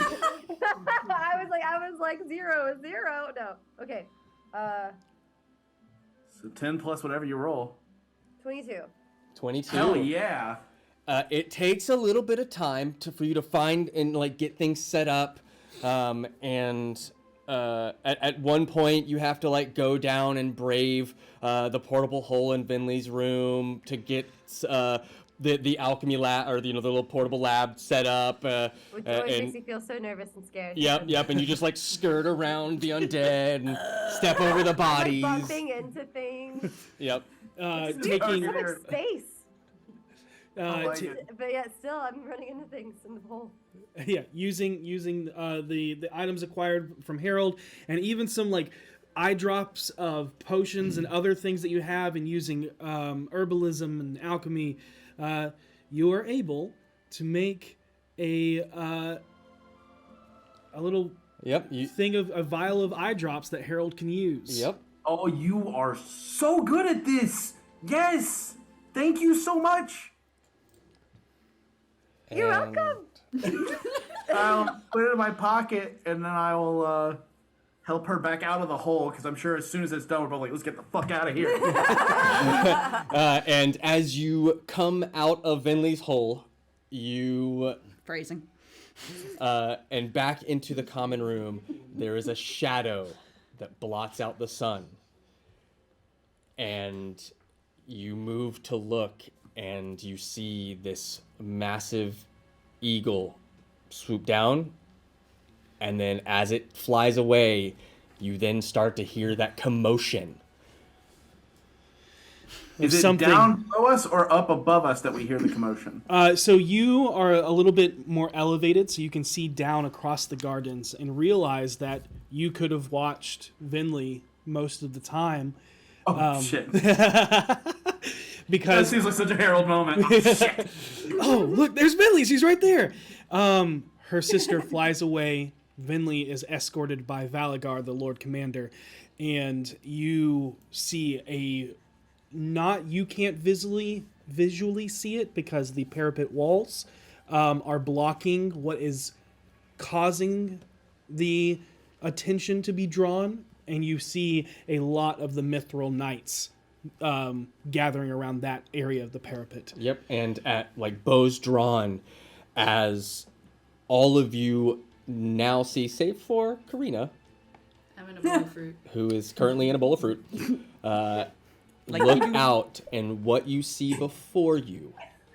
We're gonna go to break. Oh, God! I was like, Knew it. these fuckers. Meanwhile, Butthead. Yep. Thank you all so much for joining us for the first half. If you have not done so already, please enter hashtag Eldritch for your chance to win a $50 gift card to Eldritch Foundry, and we will be back in about 20 minutes. yeah. Looking forward to it. Hey everyone, I'm Dustin. And I'm Devin. We're the co-DMs of D4.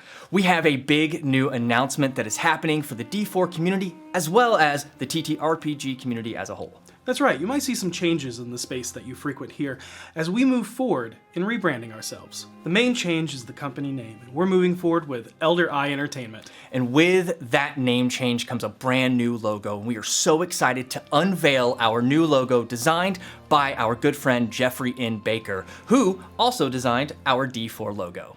With this change comes some name changes on Twitch, YouTube, and all of our socials. You may also see several stuff on new socials such as TikTok, which we plan to do some of your favorite moments and our favorite moments as highlights from our favorite shows.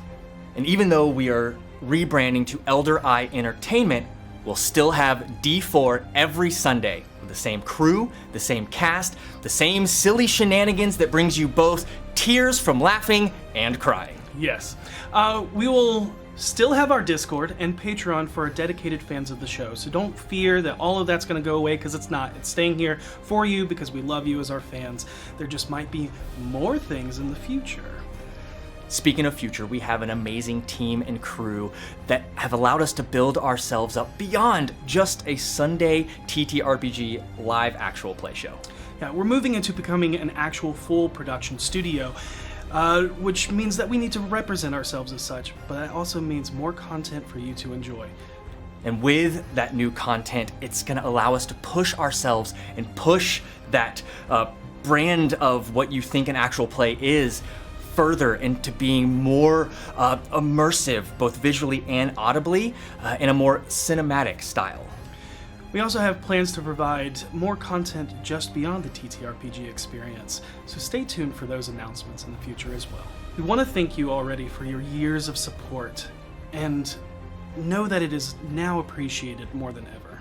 We have some really awesome and amazing content coming up in the future, but we need your help building the brand more so than ever, so more people can enjoy the same things you do. Not everyone will see this video, so we need your help spreading the information and the enthusiasm for the brand, the D4 show, highlight clips, and all of our future shows to come. Keep your eyes glued to our social media posts and be on the lookout for any new announcements there and before our games on Sundays. Remember, be excellent to each other. And keep watching.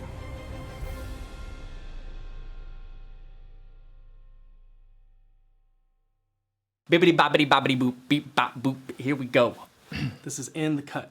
And we're back. Sorry about the delay. Most of us. Yep.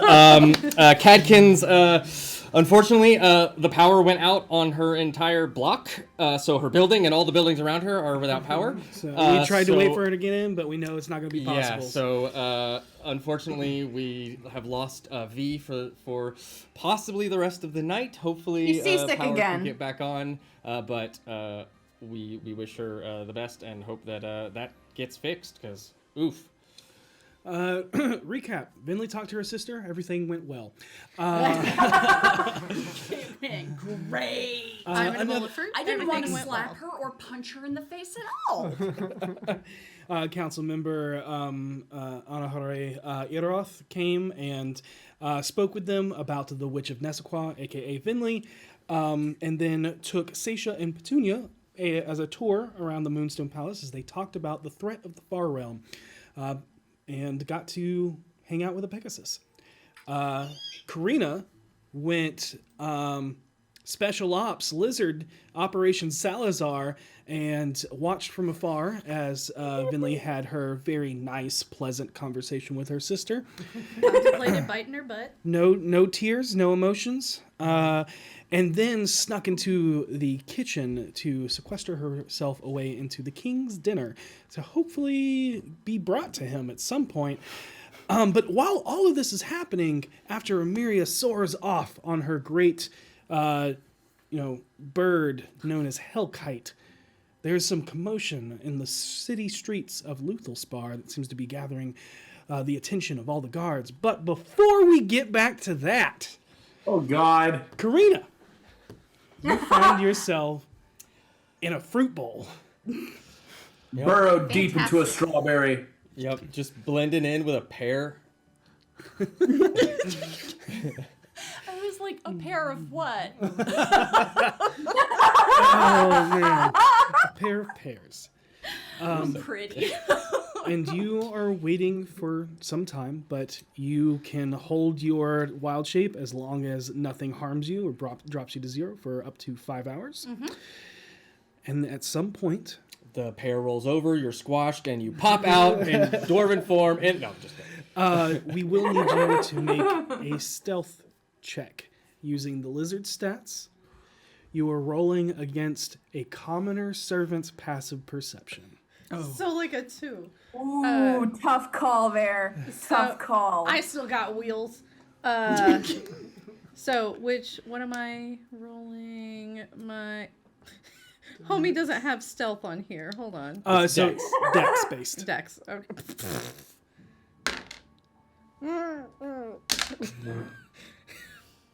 Uh-oh. That's a fresh 10. Fresh 10? Guess what the DC was? 10? Yeah. Yes! Get fucked, Commoner commoner! stats, baby. Let's go. Okay, so. Get fucked, do better at your job. It's gonna be my first thing to the king. Wow, they did not even find me in that bowl. You should really take a look at your staff. So eventually the bowl moves. You feel it jostle. You bury yourself a little deeper as the fruit kind of squeezes in, tightening around you.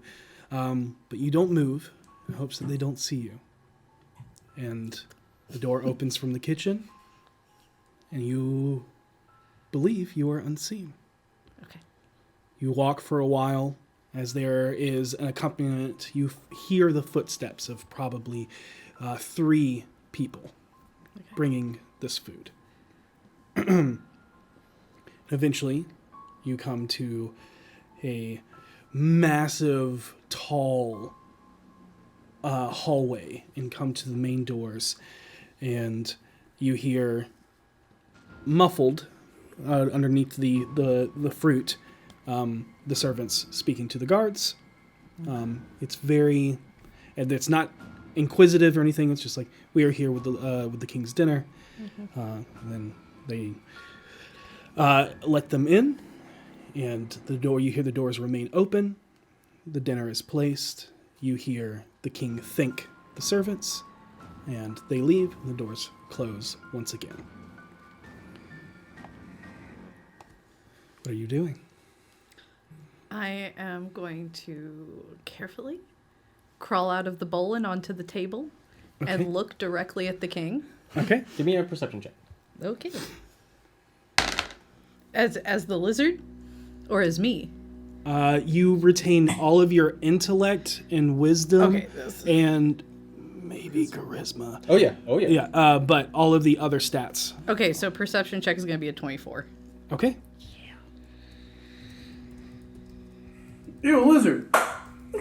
Well, that's why she's like very intentionally like crawling out, looking at him, like making sure to not spook him. Just Okay. You can see like and you can hear like as the servant comes in, words are said in Elvish. Mm-hmm.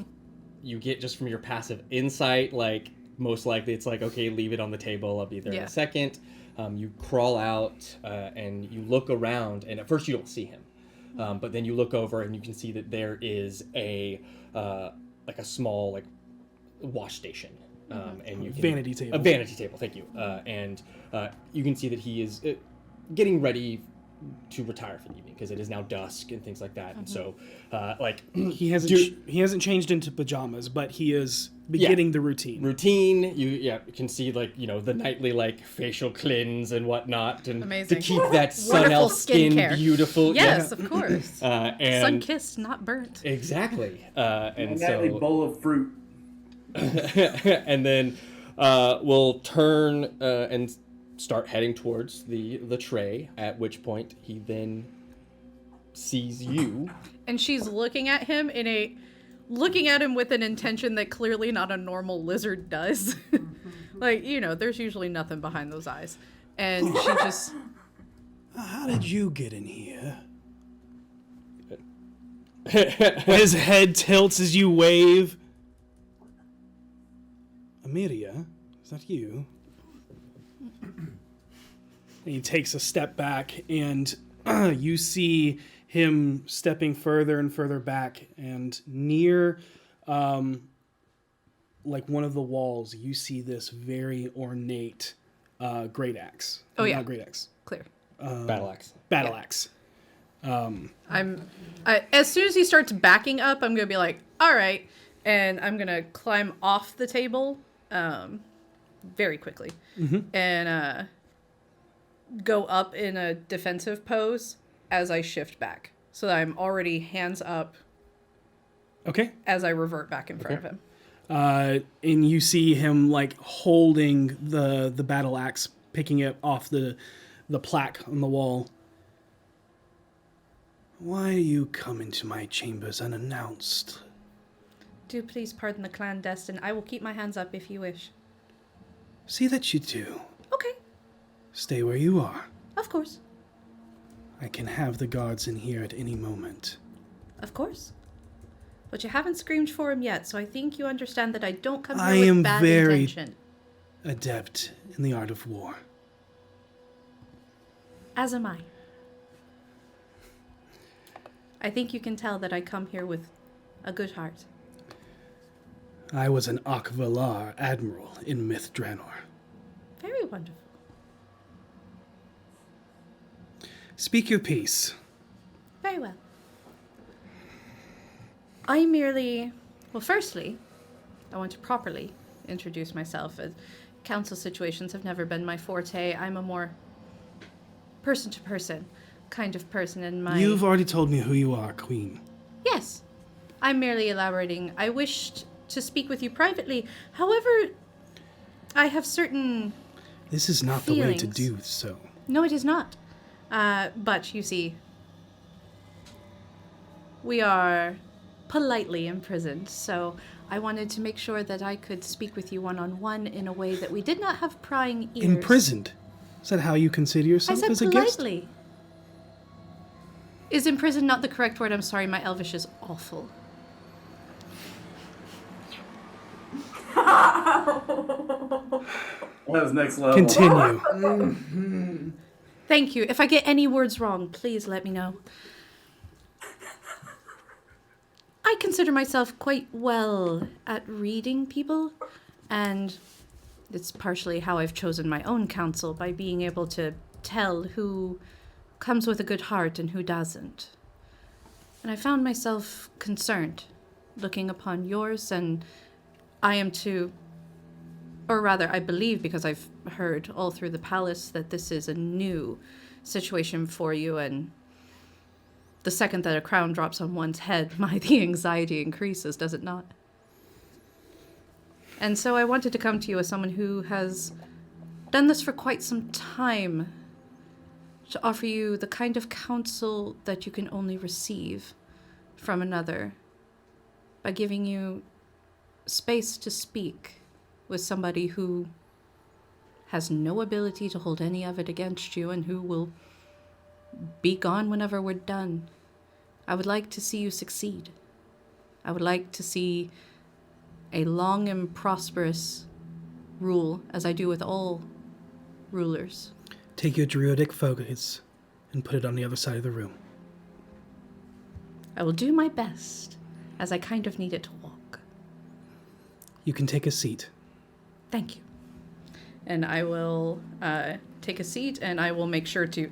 She'll lean as far as she can to put her staff. Yeah, so if it looks like you're reaching for it, he will have ample time to... Exactly. Yep. She's making sure it's shown that she's getting it as far away as she can without having to walk without it.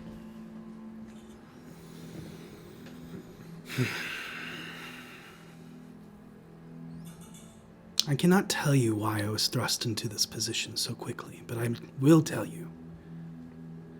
It was necessary. I'm sure. And I wear it with pride and confidence that I will uphold my ability to do what I need. Absolutely. You have no need to impress me with your dedication. But what do you want? What are you truly in my chamber here? What are you risking war between kingdoms for? Truly goodwill and faith. Because while I am adept at what I can do as a ruler, obviously and clearly I am not adept at Evermeet. And there's a lot here that's going on that makes me worry for you. Perhaps I worry needlessly. If I am completely out of my mind and just nothing but a old maid worrying over her knitting, I will slither right back out. I appreciate your concerns, but our problems are being handled. But what about your problems? My problems are Evermeet's problems. I would assume you would understand that. But you see, as someone who has done this a long time, and you will come to understand this as well, hopefully in your very long rule, there are problems that we must bear alone for the good of our people. Problems that only someone else in this position could ever understand. And so I come merely to offer goodwill, faith, and counsel as I find worry over the situations around, things that I've seen, things that I've heard. Sometimes you hear the most when people don't think you're listening at all. I can assure you that I have wisdom and good deeds and will from my counsel. What do I need of yours? Understanding. Your counsel is wonderful. They will understand the ways of Evermeet. They won't understand your position or what burden lies upon you. We ruled as a royal council for 13 years. 13 seems such a short time in an elf's life. You would think so. It seems so, at least from the elves I've known. I've ruled for, oh gosh, I think I'm coming up on 75 years.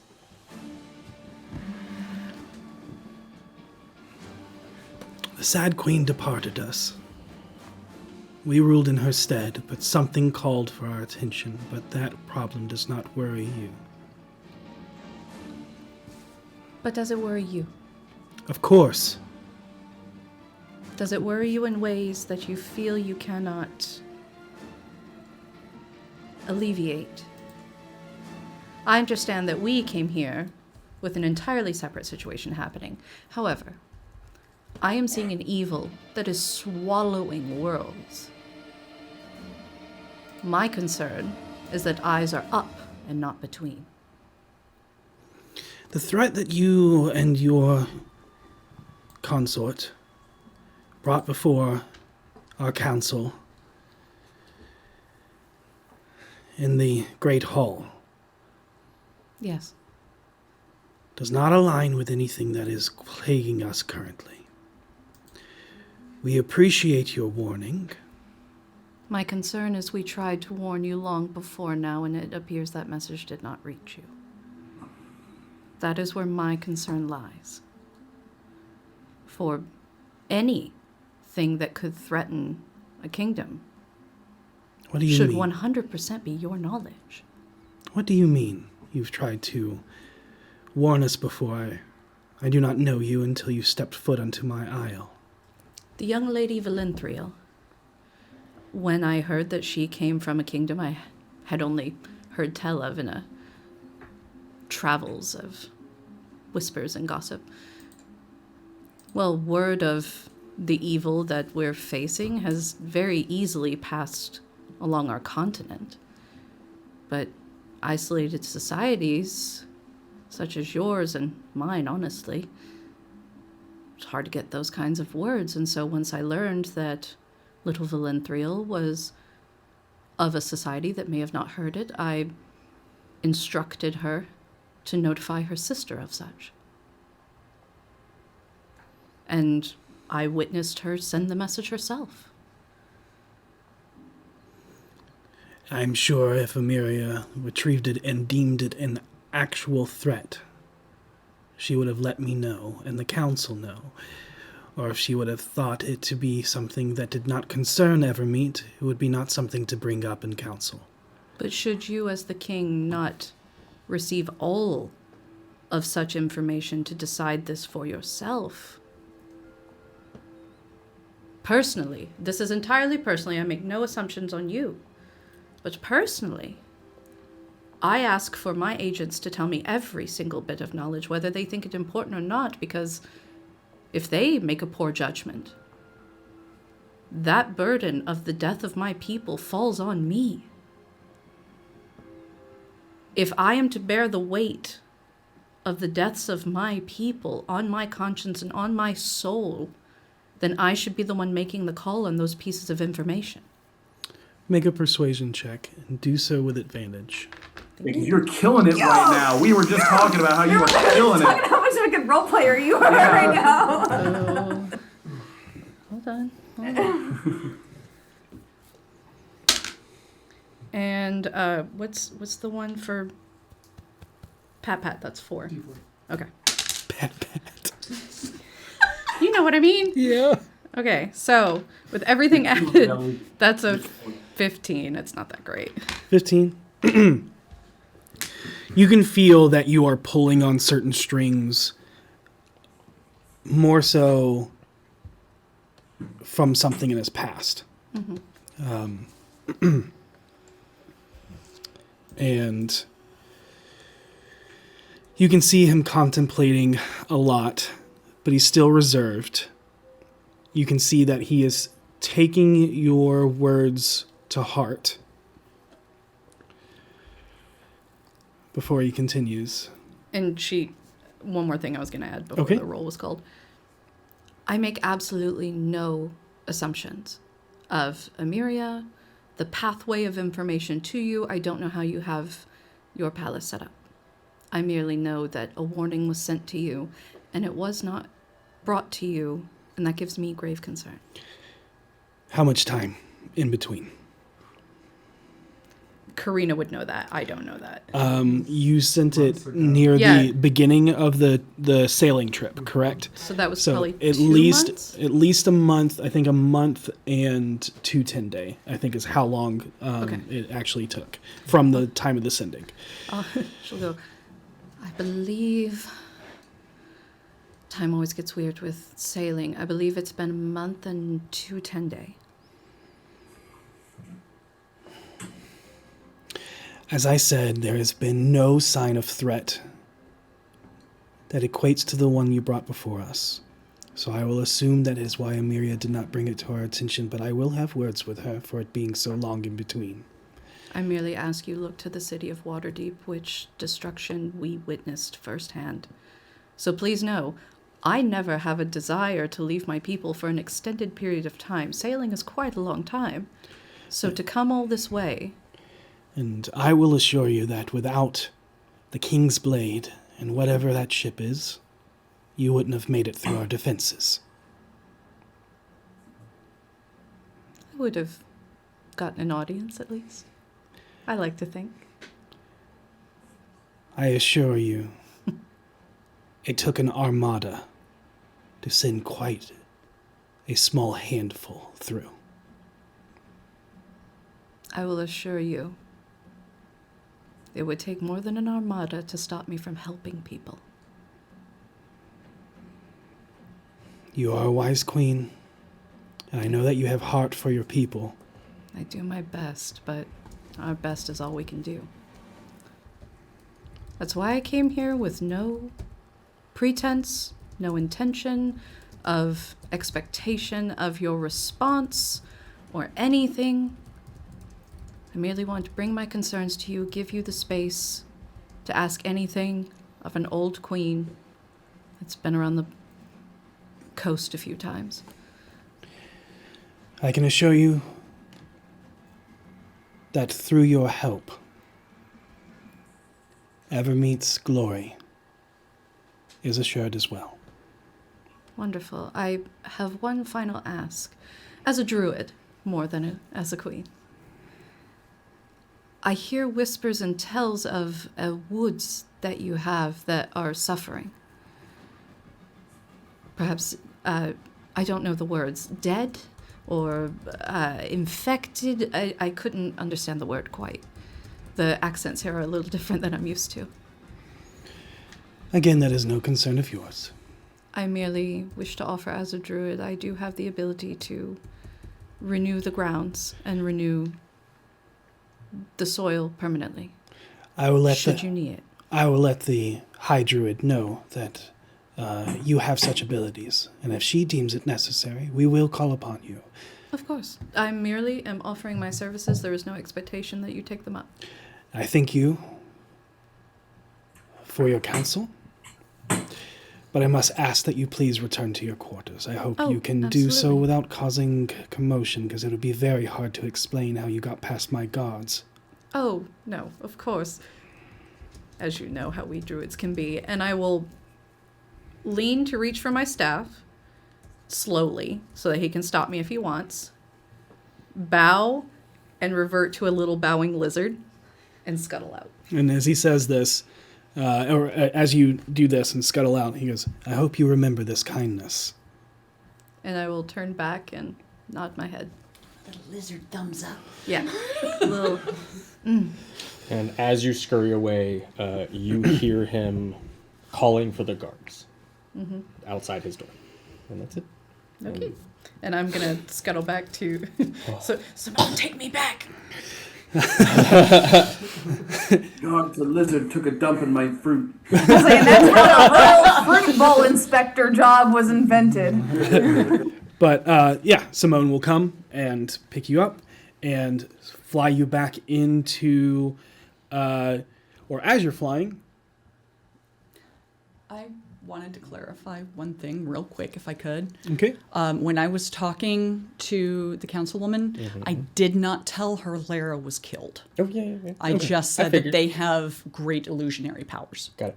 Got it. Understood. But did you tell them about The Bane? dead three, Bane. all Pencer, everybody. Okay. Everybody but Lara. Good. No problem.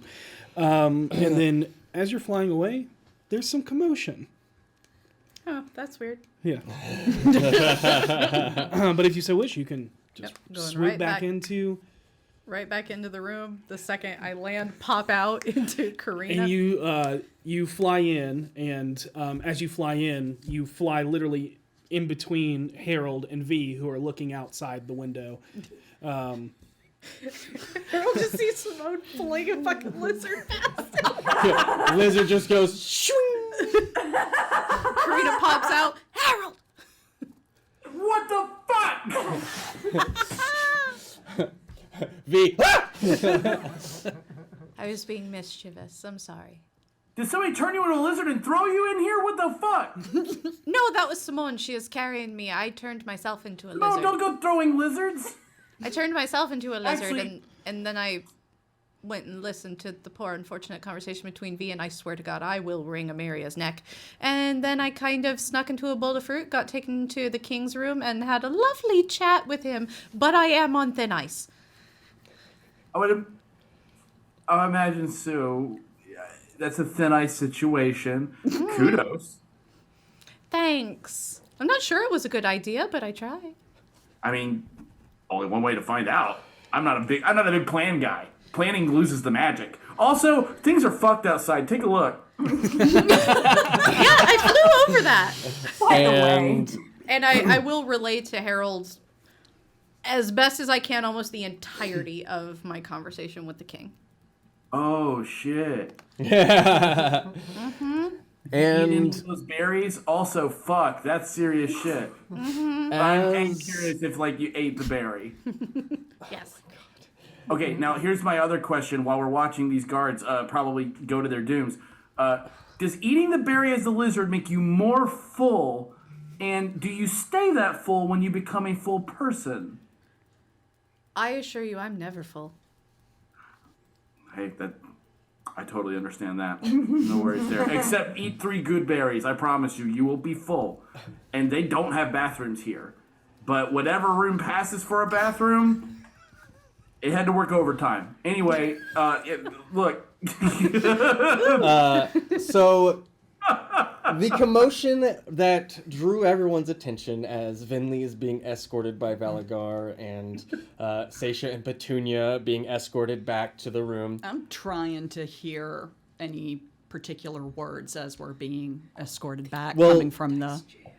You definitely hear some... You hear some words, and you see what the commotion is, because as you are being led across one of the sky bridges that connect the various buildings of the palace, you get a full glimpse of what you see, and it is a familiar sight. As shark, you hear screaming in Elvish as you see this very finely dressed elven noble, not one of the council members, not anyone you've met or seen or anything, just yelling at an individual. You invade the house of the Seldering half-elf uninvited and steal the communion of the gardens. And I demand satisfaction. And you watch the old sailor, Amphone Libram, We forgot to check up on him. strip butt-ass naked As he says, as he shouts. If I die, at least I die at home. And then the other individual screaming back, "This is not your home, Natel Kassir!" Then may my bowels stain your carpets on me way out. And he just squats and just lets it rip. it's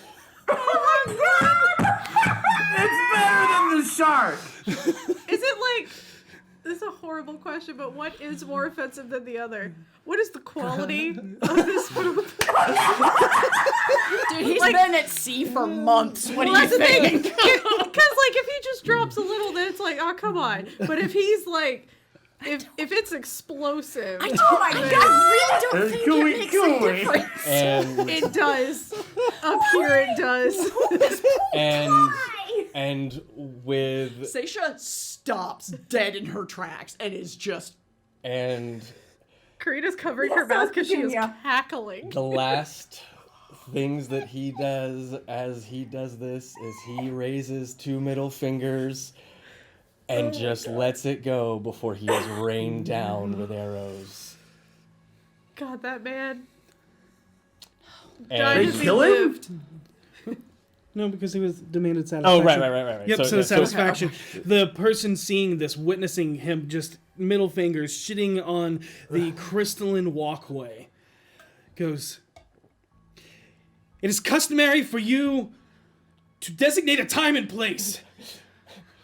But as you are preoccupied, I demand tomorrow morning at morning's light this place, and your blood will stain the ground." And he just, why don't you take me now? This man said, "This is how I go. Yep. I'm going shitting on this one." And there's a bit of I thing, have but so much respect for him. I mean, this how he goes. This man is such And, a part of my spirit now. Yeah. Does he, like. Look up. Yeah, does he see us or anything? I would love to know if he sees me. I've done some wild stuff.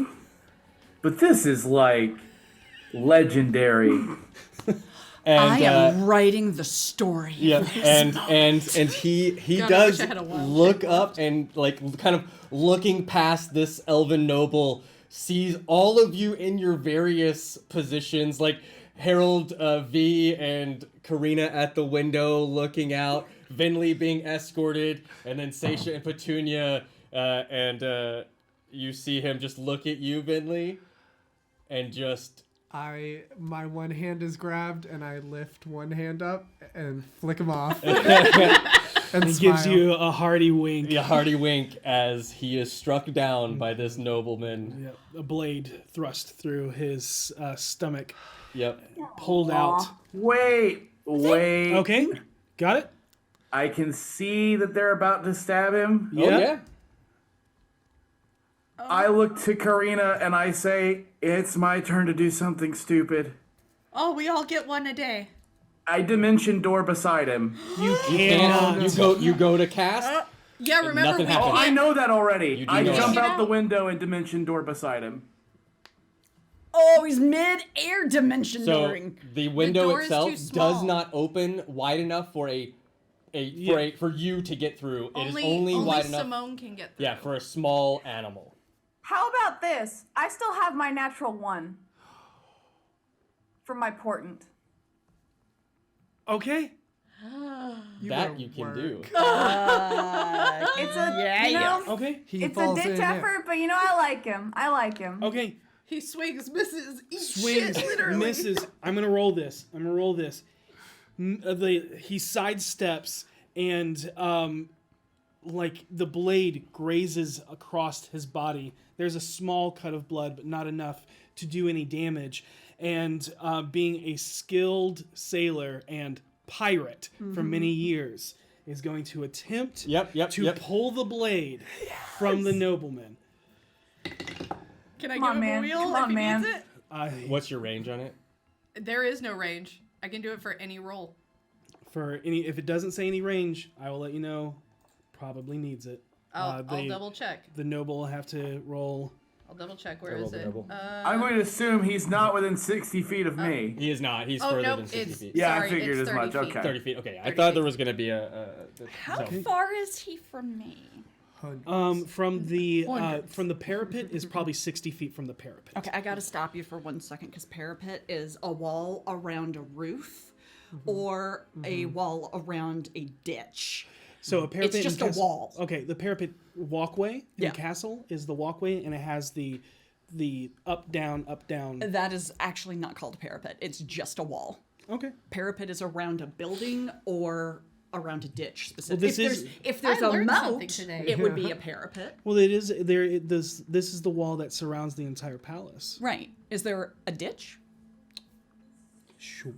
Okay, then it's a parapet. Got it. Oh my Sorry. god. I learned Goblin. Brain. I'm working again. I'm thinking about this stuff. I don't know what you were doing. I'm looking up Station gets the disadvantage on next roll. On all the rolls. what is the pirate stats? Oh, got it. I got it. Yeah. I see what you're doing. We threw a wrench. That's all good. The game. How No, far it's am good. I from him, good. though? I think it said 60 feet. 60? Okay. Thank you. I can't do shit. I can't turn into anything no more. Damn. What I had a lizard this day. right here? Yep. Yeah. have no magic. Excuse me. Technically, I could make Simone do So something, but I that don't think makes it's smart. his That one later, a but, 13. And what did you get as the noble? A 6. 60. A 6. There Okay. we go. Yep. And you with that he goes 2 fingers, slice up, grabs, pulls, and just nobleman face first. Yes! And he will hold the blade to the nobleman's back and be like, all right, I believe satisfaction has been satisfied. Unless you wish to continue this. And, Dude, you fucking A! Holy shit! Worth it. Roll to compose himself. okay, Is he gonna cry? what does he do? Is he gonna cry about it? Dustin and Denver are like shit. No, this is good. No, it's good. It's more like gotta this. He just It's our turn to do steeple fingers. It's good. And now What's the nobleman doing? Eating shit. Oh my god, that's right. He fell in the poop. Yes. yeah. Yes. I wish Karina could turn into a hyena right now to He, justify my laughter. He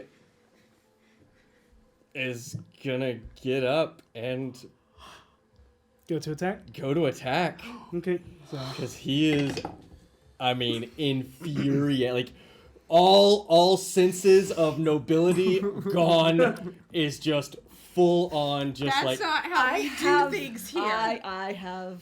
Oh god. is anybody intervening as you see Amtharn just kind of shrug and I got nothing at that range. Can. Shit. I gotta yell something. Can I cast something without the guards? sleight of hand?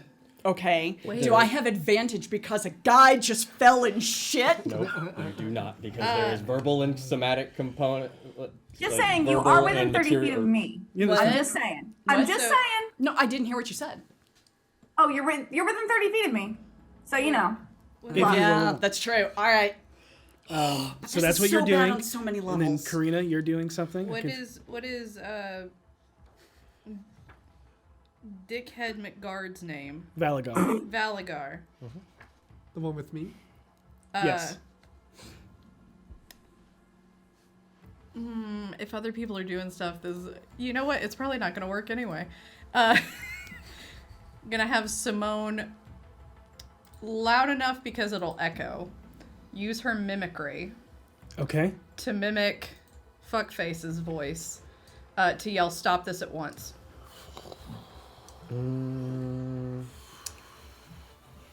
I'm in common. In Elvish. It can mimic anything it's heard. So it would... Hold on. I'm gonna double check my rules on it. The Raven can mimic simple sounds it's heard, such as people whispering, baby crying, animal chattering, but she's also familiar.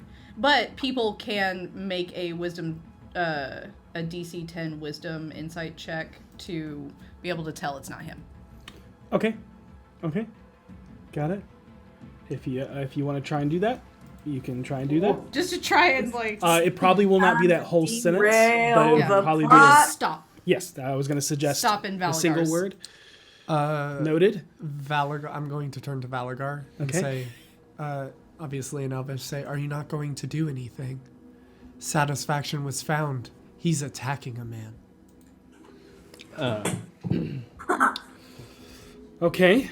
Sorry, give me a second to pull up these stats. I didn't think I needed today. So No, that's fine. The hesitation is not the character; it is me. I'll move on. Harold and Petunia, are you two doing anything in this moment? I've done plenty, I feel like, for now. I was gonna do something until Simone starts yelling, and I'm like, I don't have my spellbook, I don't think. Someone So. just I don't think the half elf yelling for this to stop is going to help the half elf who's shitting on the floor. Granted, immense amount of respect for Harold's just so because he doesn't know Venlee had this conversation. He's just like everything about him is like, why is he sitting on the floor? I don't understand. Was he drunk? He's gotta be drunk, right? Like, Okay, go ahead and roll your sleight of hand.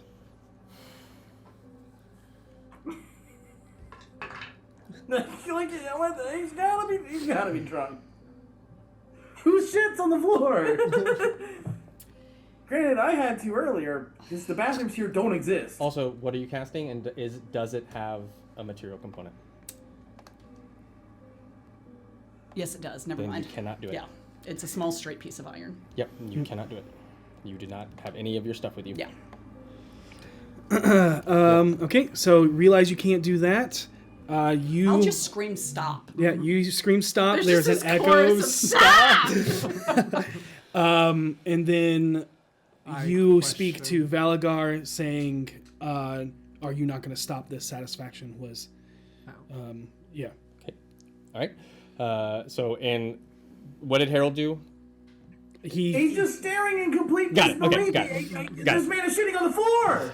He's Yeah. fighting people. What's happening? Well, you said there are no bathrooms. What do you expect him to do? I need. Even I used my room. We can't go a session without derailing even a small portion of their story. Bless them. Bless them. I love We it. tried so hard. At least the shit joke wasn't ours this time. It came from me. Yeah. I feel like Ray is responsible for this one.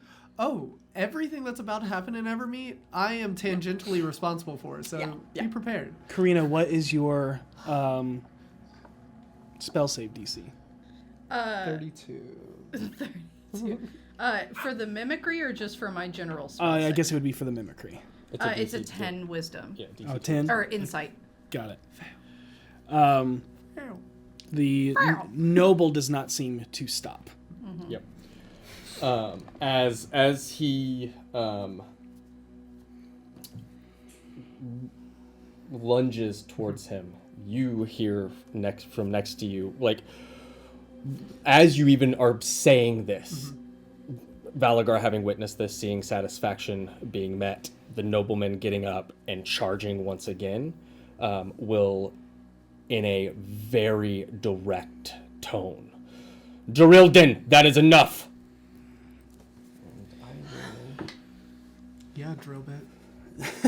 I didn't say Yeah, that. Durildan. Satisfaction has been met.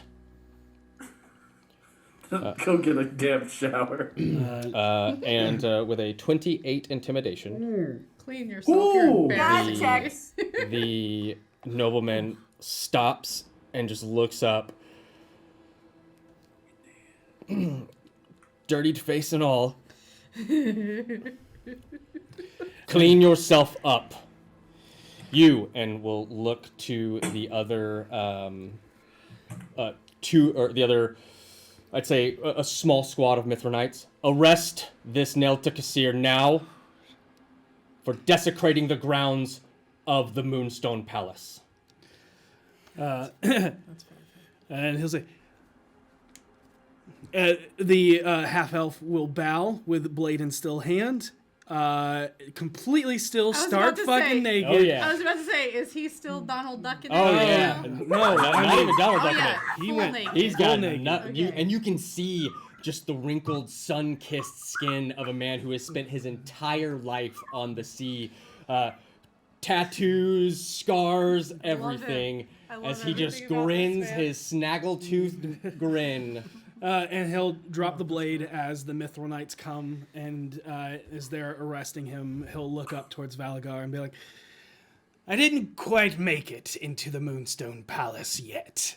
And he'll smear, like, the shit into the Luthelspar street as he walks away, being escorted into wherever the jail may be. I love this man. Finley Truly, has in my soul. a huge smile that as soon as he is out of eyesight is gone. Yep. This might complicate Harold's so confused. He wanted to come here his entire life. And then the first thing he does is shit on it. I don't understand. I mean, Harold, no one can hear us right now, so I can say this to you. They kind of fucking suck here. Like, can you blame him? I don't even, I mean, like, let me go ahead and say, I wanted to get into the Bardic College my whole life, and I finally got in, and it sucked there. I didn't shit on the floors. I mean, but you're a young man at the beginning of your life. He views himself at the end of his life. I mean, if you're gonna go out with 2 middle fingers in the air. Yeah, 2 middle fingers in the air, but not shit on the floor. I mean, it was pretty funny. I mean, it was pretty funny. It does inspire me to make a new song. Oh! Which is, Shit on the ground? I wanna put on my dookie shoes. And I'll come up with the rest of it later. As we're walking back, Seisha's just kind of humming under her breath, get swifty in here. But as every person is escorted to their respective prisons,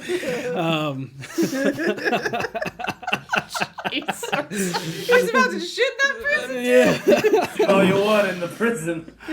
Yeah, and you see him, he gets escorted away, grin on his face, and just worth it. Elves eat nothing but fiber. This man's gonna be a menace till he's gone.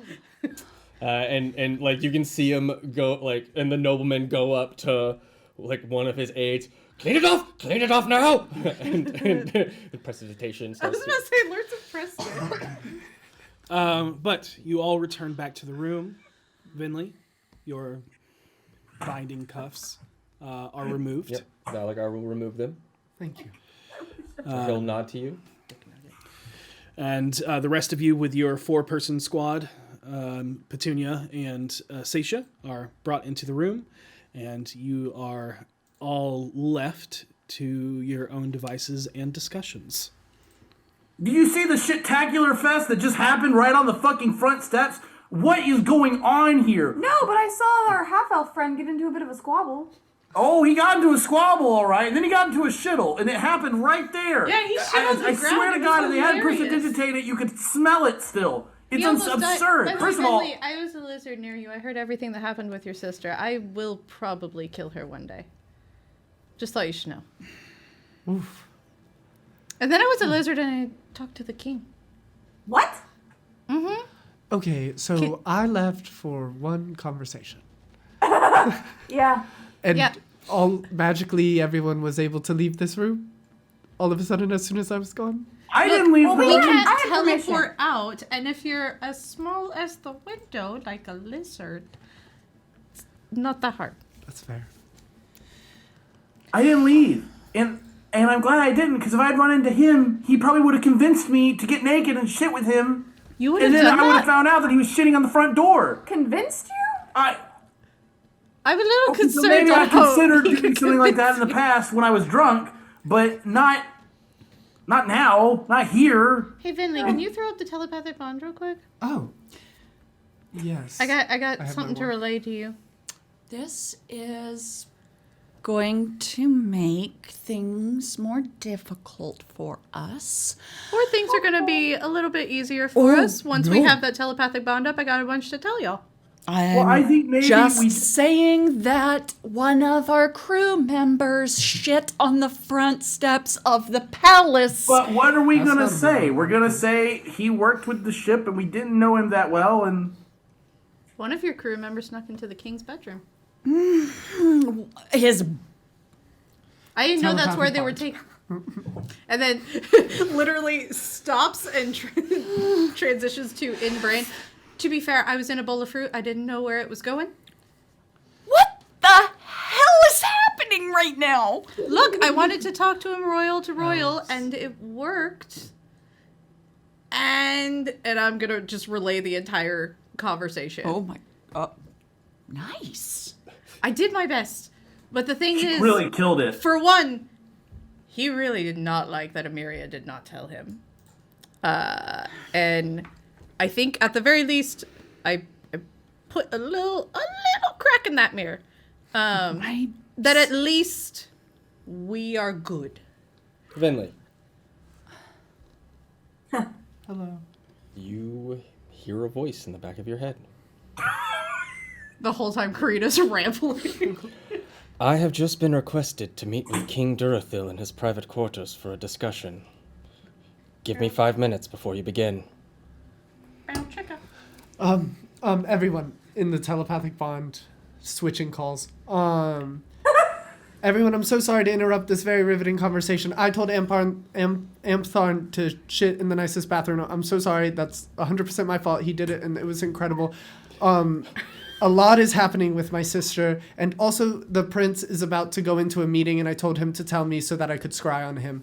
Would anyone like to join me in my bedroom? Yes. Sure. So the reason he shat there was because he couldn't find the bathrooms? Poor guy! He doesn't even know that the place eats the shit! What? Yeah, we can go in your bedroom. Okay. It's been a very eventful day. All right, everyone in the hole. A million things could have happened. This was the last thing I would have ever guessed. I'm gonna stay outside Make the me an hole. Arcana check. Is it too small? Make me an Arcana check. Oh yeah, there's 8 zombies in there. 13. Oh yeah, there is. 13? Okay. Got it. I'm gonna stay. Everybody goes in the hole. I'm staying outside the Is hole. that is 13 how many minutes we can breathe? I think I actually know what you're about to say, but I don't know if Harold would know.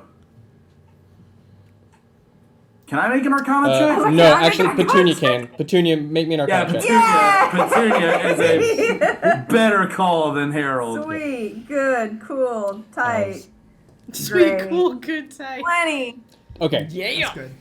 So, Petunia, you see Venlee ushering everyone into the hole, and you're a divination wizard. You understand divination magic probably better than the necromancer, and you know that scrying doesn't work in different planes, and a portable hole is a different plane of existence. So if you go into the hole and you try to scry, it will not work. Finley? Thank you for saying that exactly like a Price is Right announcer. You're welcome. Finley, that might not. The signal might be bad in there. Oh. My bad. And It happens to the best Venlee of us. looks You had a rough day. Yeah, I guess so. She pulls out the scrying thing. What is your scrying thing? What was it? It was something from Orkira, wasn't it? That's what Yeah, I I used thought at so. first. You said it Revolt? last time, and now I can't remember it. It's fine if you don't remember. I wanted the visual, but continue. Well, right now, because I'm the master of my own destiny, I'm gonna say it's a really cool hand mirror that is decorated with bones, and the glass is black. He couldn't wait until nighttime or something? Wait for people not to be looking? I don't understand. Harold. Sorry, I'm sorry. Pulls out a skull, removes the cap, fills it with blood. All right, everybody, look in. Let's see what we can get. What is my life? Says the woman who used to ride a flaming horse. I will begin to cast scrying with the piece of fingernail that I have of the prince. Right, I forgot you Okay. guys fingernail. And then if you could tell us what that negative is. I got it. Minus 10. Minus 10. Yeah, because Yep. it's a body part. Yep, so minus 10 to the save. And you are familiar. And I will wait. You know the of target well. 5 So minutes. minus 15 to the roll. And I'll even give him Wait. an extra minute. I will give you some inspiration. Oh, you don't have to.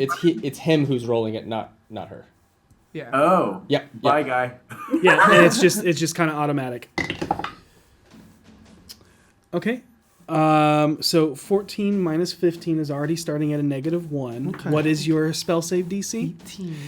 18. Oh, he has a plus 19. Damn it.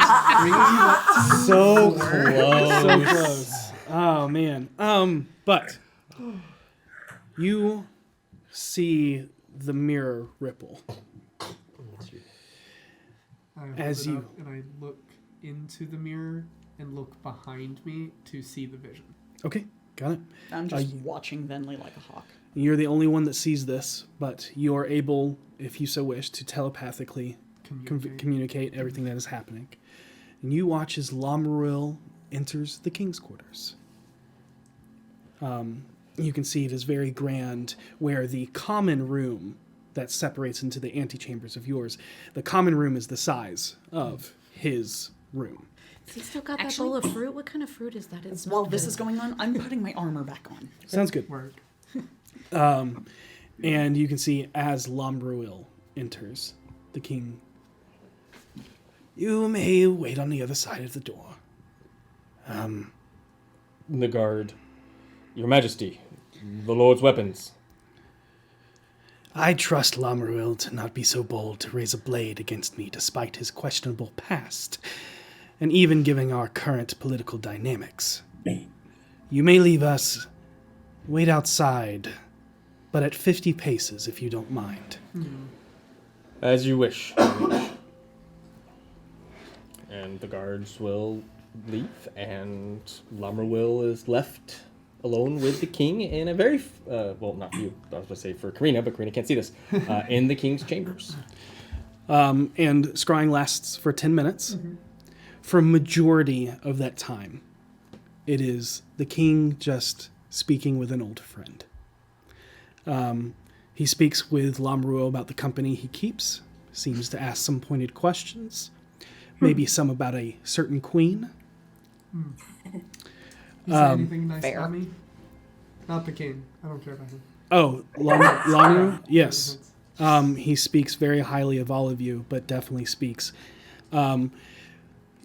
Calls Karina the grand servant of the Raven Queen, since that has not been made known yet. And it is through her prayer that brought you to him. And it is through your magical prowess that he was able to have his mind cleansed and brought back to Evermeet. The king asks about when that is mentioned. He asks, tell me about your past. Where did you go? What happened? What happened to your wife? Everything. Yeah, all of that.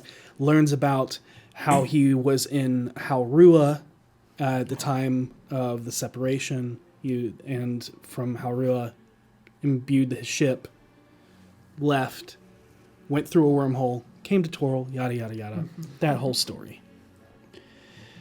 But once all of that is done, the very last, minute or two, small amount of time left, you're worried that you're not going to get anything.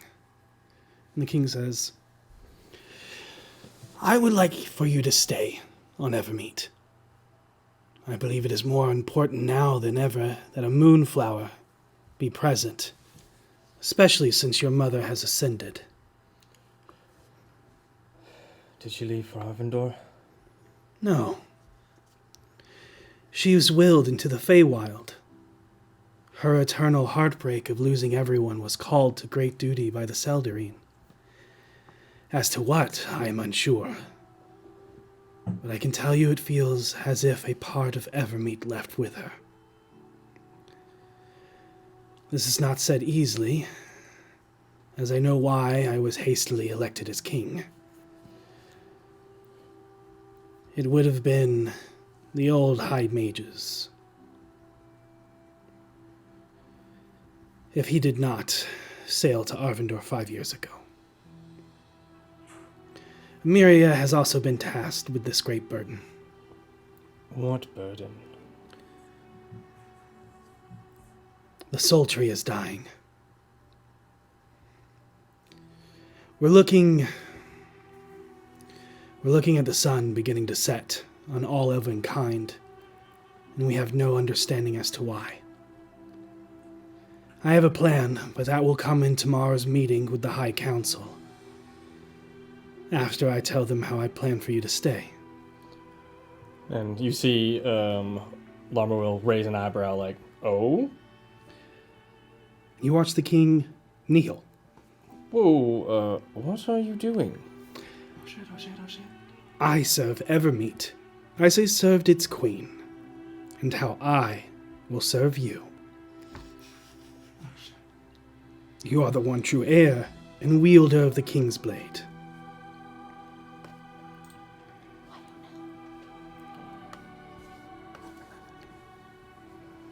Rise, Eleonaro Dorothil.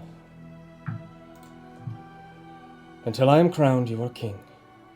And if I am to be so, you needn't to ever bow so low. I will accept your resignation and my coronation when it is time before all the people of Luthilspar. But we have more pressing matters at hand. Yes. Much to be discussed tomorrow, as he stands. For now it is late. Let my guards know if you want of anything. You are in Amanodel. This is your home too. And before you can hear Lamruel's reply, the vision is cut off as the spell has ended. Well, did you relay that in lifetime to us? Yes. Except for the detail about his mother's ascension. Okay. That specific wording, I will change it to your mother's disappearance. Okay. Why oh no? Isn't this what we want? Yes, I don't know. Karina was able to get into his bedroom, and there's being really nice to each other, and usually really, really bad things happen when everyone is doing what we need them to do. Maybe I changed his mind. What was that about the soul tree? We heard something when we were out walking. Petunia and I went with one of the council members. There were two men that were from Avendor. Okay. I think that's where they were from. Was that the name of it? Avendor? Arvindor is not where they're from, but is where they're from. Right. Because well, Arvindor is the divine forest of the Seldarine. It is the high heavens. Okay. Okay? It's elven heaven. But from everything that you've learned, elves recycle. Right. They go, they die, they ascend to Arvindor. Right. Okay. And then they are sent back if they have not completed their perfection of becoming that which is Coralon's grace. Okay. Backtracking then. They said they couldn't get to Arvindor, Most elves can't get to Arvindor. but they didn't give the impression that it's not a nobody can get in, was the impression I got. If the soul tree dies, that's everything for elves. That's the way we go home. That's the way we leave. Where's the soul tree? Here.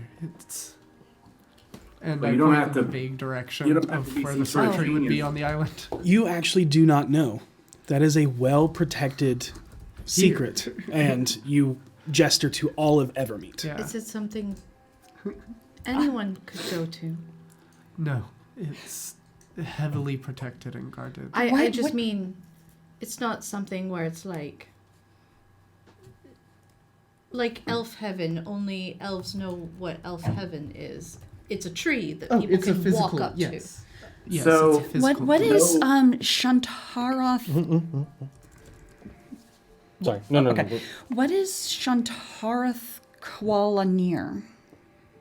Do I recognize? Venlee and Karina only. You can roll that history check. Damn. All of my dice are going to jail. 17.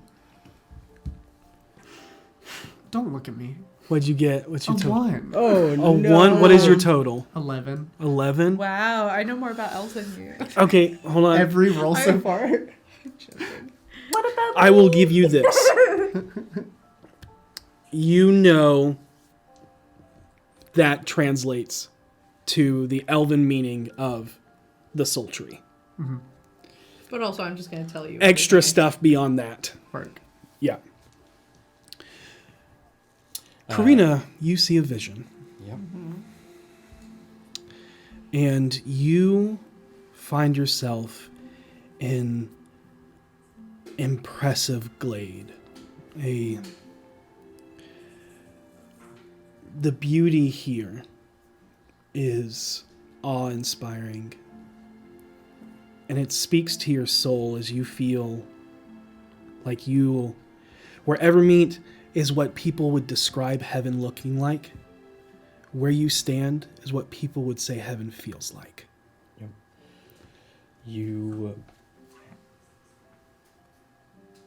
There is a feeling of mourning around you.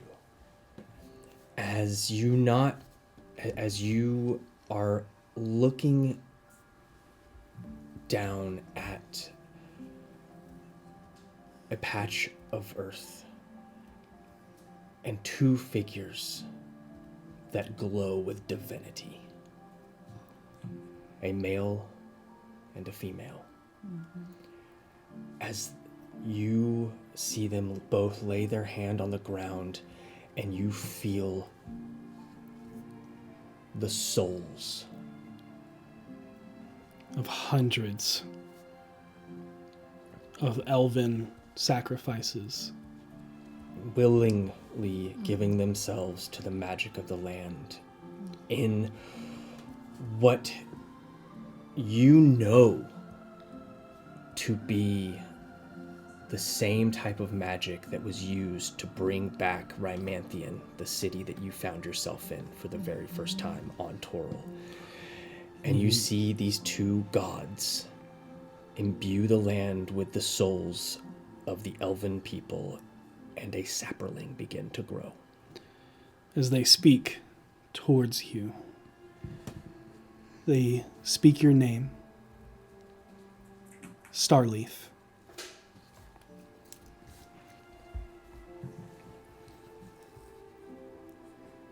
As you are told where this sapling grows and where to find the refuge for all elven people in a land far away, touched by Arvindor, blessed by the Seldarine, protected so no one can harm elves again. You see this tree grow into... Do you know what the angel oak tree is? Imagine that. Massive in size. Its branches twisting out, some of them so heavy they touch the ground. And it is this white birch bark that peels away, and underneath there is a copper metallic tone. It shimmers like silk. And not an oak leaves, but this hanging golden vines of willow that glow and radiate divine heavenly light in this entire glade. And that is where your vision of this memory ends. I know where it is. What? What? I know where it is. How do you know when Venlee doesn't? It's this thing I can do. Just like a vision. But the vision told me where it is. Okay. Is that well, no prizes for guessing who's killing it. Yeah. right? I don't... There's a lot happening. I wonder... Venlee? This is just a thought, Venlee. What if it's not being killed?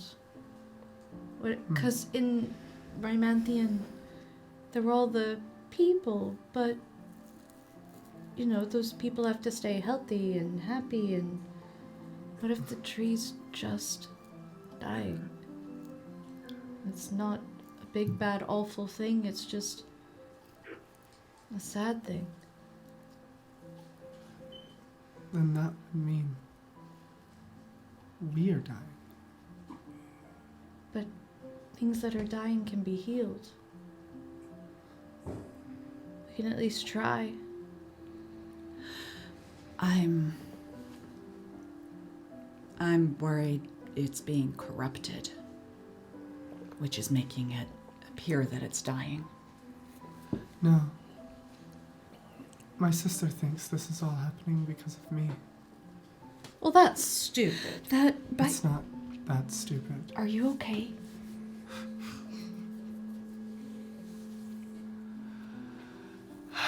Why would it be because of you? I don't know. And,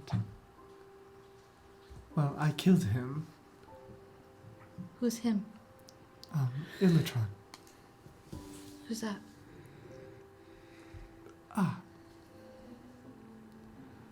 He was, he was the man, that took my mind from me for almost 4 decades. You told me about that. And coincidentally, he's also a thing called a Favri and one of the generals of Loth's army to destroy all elves. So, Wait, what's a fairy? a demonically tainted elf. Finley, the thing I showed you. Is that him? Yes. So it all matches up. If he wants to kill all the elves, the tree would be the way to do it. He's in the perfect position to do something like that. As far as I know, he should be trapped on the island itself. We also have an extremely powerful being from another universe basically floating around trying to fuck us over at every opportunity. It stands to reason that if they thought that there was one way to absolutely demolish you, they would, the Elder Eye would go straight for him and let him out. Finley, you can look at thoughts and memories, right? Mine, yes. Can you look at other people's? Petunia. Go ahead and make a remembrance roll. Okay. Apologies. What stats are that again? It is going to be intelligence at disadvantage. Yep. Intelligence at disadvantage. Okay, thank you. You smart. I'm smart-ish. The DCs for these are not hard. It's just if you can remember it. Oh wow. Okay. 14. 14. No, it'd be 19. Oh, no, that's the better one. Oh, sorry, that is the better one. So 14, yeah. 14. 14. There was a time when the BFGs were gone. And you befriended a detective. And you went and investigated a series of murders that all seemed to be tied to Drow, who worshipped Lolth, and one specifically who had a carving on his hands that looked like mouths, as he worshipped Moander, the god of rot and ruin, who is dead and consumed by Lolth herself. Okay. Petunia will sort of go, oh, hang on.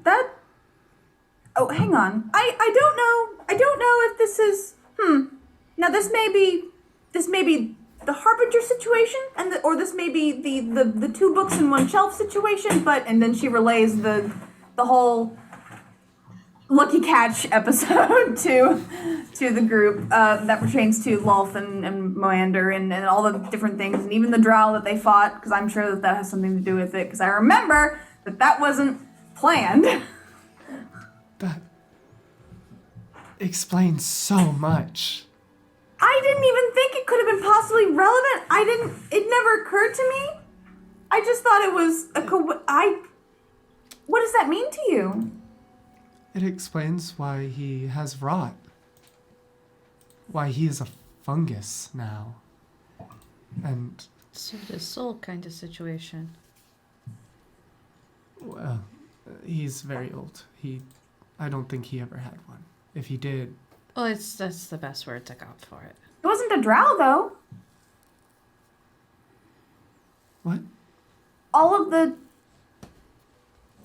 aggressors I encountered were drow, targeting elves. He's not a drow, right? I guess that doesn't matter. Does it really matter? He's susceptible to being It's super not that complicated. promised power.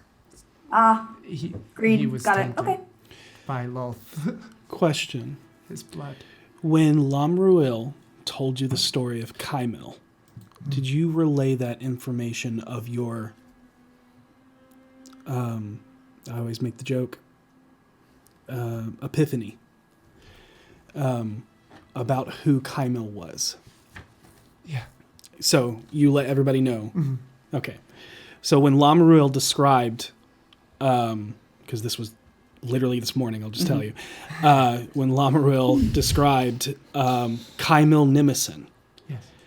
the sun elf who hated the fact that the moonflowers took over, was actually the one that hired the assassin that killed King Zaur. It was said that after his first imprisonment, he came back as a servant of Lolth. Lamruil fought and killed him, but just before the Or it is said in the final strike, Kymil disappeared. And Venlee said that Kymil is described exactly like Lamruil. And Lamruil, described exactly like Illitran. And Illitran to you looked like a moon elf. Because Kymil is a black-haired sun elf.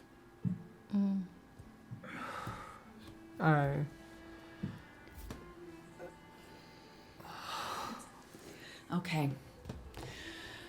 What are the chances we can somehow get to Nessaquah? Well, based on the vision I just had, all we have to do is wait a couple days. That's good. That's good. Hopefully we have a couple days. Days to wait. I think we should send a note or a message to Lamruel. I think we may need to discuss a lot. Yeah. I don't even want to know what that means. Venlee, could you scry on the tree? I don't believe I've ever seen it. You would not have ever seen it, and I don't know if you can scry on an object. You can But there's scribe on a souls in it. location. But you would know that there is most likely magics protecting that very thing. Yeah, otherwise then anybody would look Yep. at it and know it. Yep. Fair. But Perhaps, get through and it. this is a risky suggestion, I understand, but I don't know who would possibly answer at this time, but I have learned the spell Contact Other Plane. Perhaps someone amongst your people might hear the call and answer questions, and hopefully I don't lose my mind. We know where it is.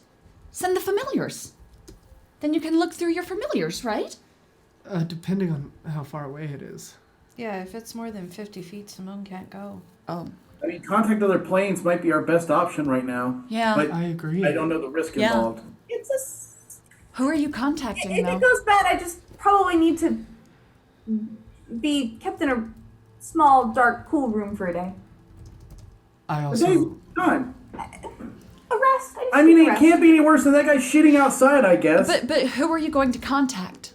I don't know. I that's the thing is I don't know. I would need to know who. I mean, there's a lot of different. I mean, there's so many different other planar beings I could contact, but perhaps Finley might have some insight as to a more local. I know one creature that would be pretty well informed on this monster. I'm just unsure of which spell to use. Your contact other plane or my seance. Oh. Are they dead? Most definitely. I just don't know if they're powerful enough to be contacted this way.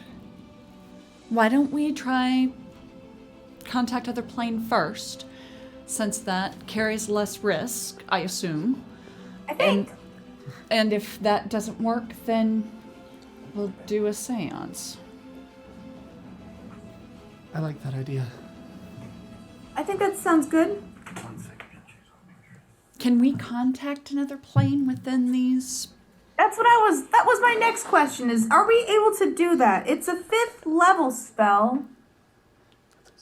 As far as I can tell, we just can't poof out of here. Right. I don't know if they would. I was able to cast Legend Lore within the castle, and this is communication though, which I could see them blocking. That's true. Would contact other plane or seance? I know seance would probably work because they have no way of protecting against the spell they don't know. Who you want to contact is not a demigod. Work. Although blessed by the Seldarine does not make them a demigod. So it will not work. Or Spirit of Long Dead Sage. Yep. Well, it would work. That's true. So it's a maybe. I wanted to tell you all this.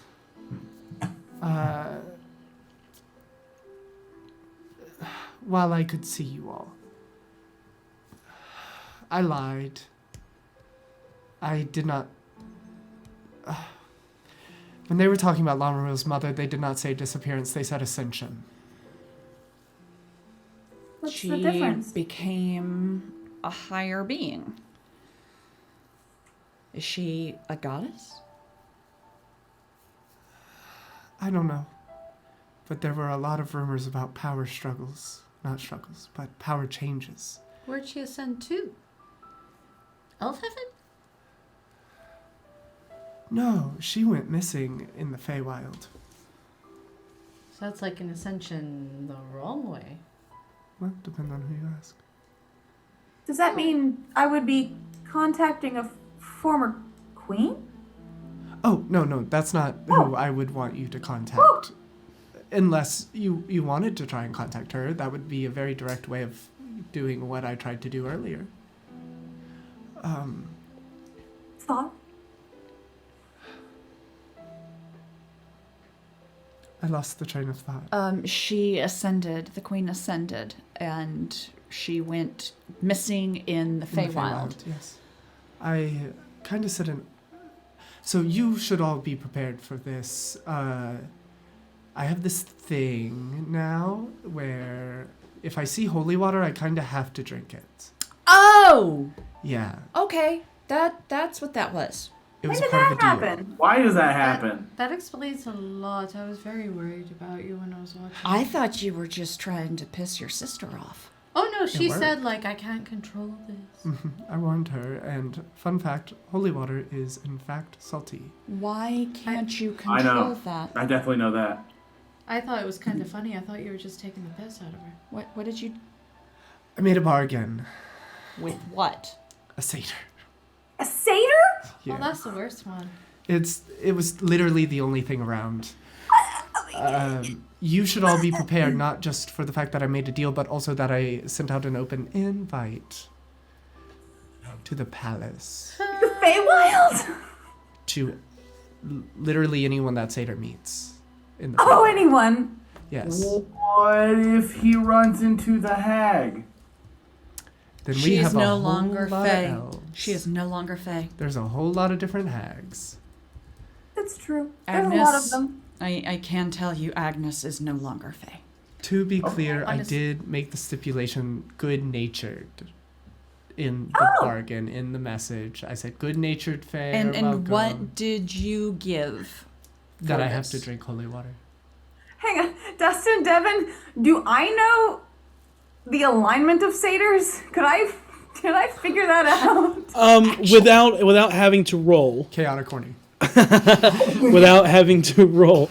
Good nature to Fae Could be anything. could be anything. Yeah, could be construed as depends on which court you ask, and sometimes doesn't matter. Oh, I wonder if there'll be nymphs. You had to pick the tricky one. It was They're all tricky ones.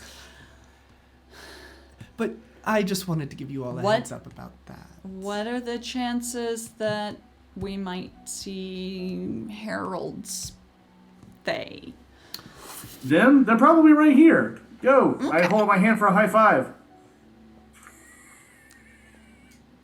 Okay. Karina okay. hates it. I couldn't leave you hanging. I appreciate that because they definitely left me hanging. That happened. I'm just concerned. Me too. Okay, well, we've got that covered, and we know who's likely behind it. That just leaves contacting another plane. I think we should try it. I agree. Who would it be though? Who are we I have contacting? some info for you, Venlee, that might potentially affect your decision on what to do in this moment regarding that thing that we talked about. Yes. If you want to get that information in private.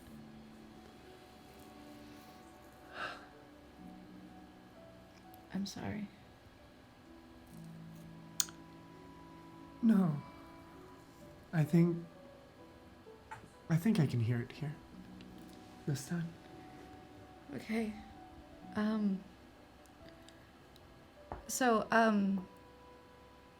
The Raven Queen has given me this gift that I can see through the memories of those who have died. Ah. And I saw through your father's memories of your mother's funeral. It was a beautiful druidic funeral, one I could only ever dream of having. She was honored so beautifully, but someone called for your father, and when he turned around, it was that picture I showed you that I think is Illitron. And I don't know what he did. He just touched your father. He just said, die. And he was gone, and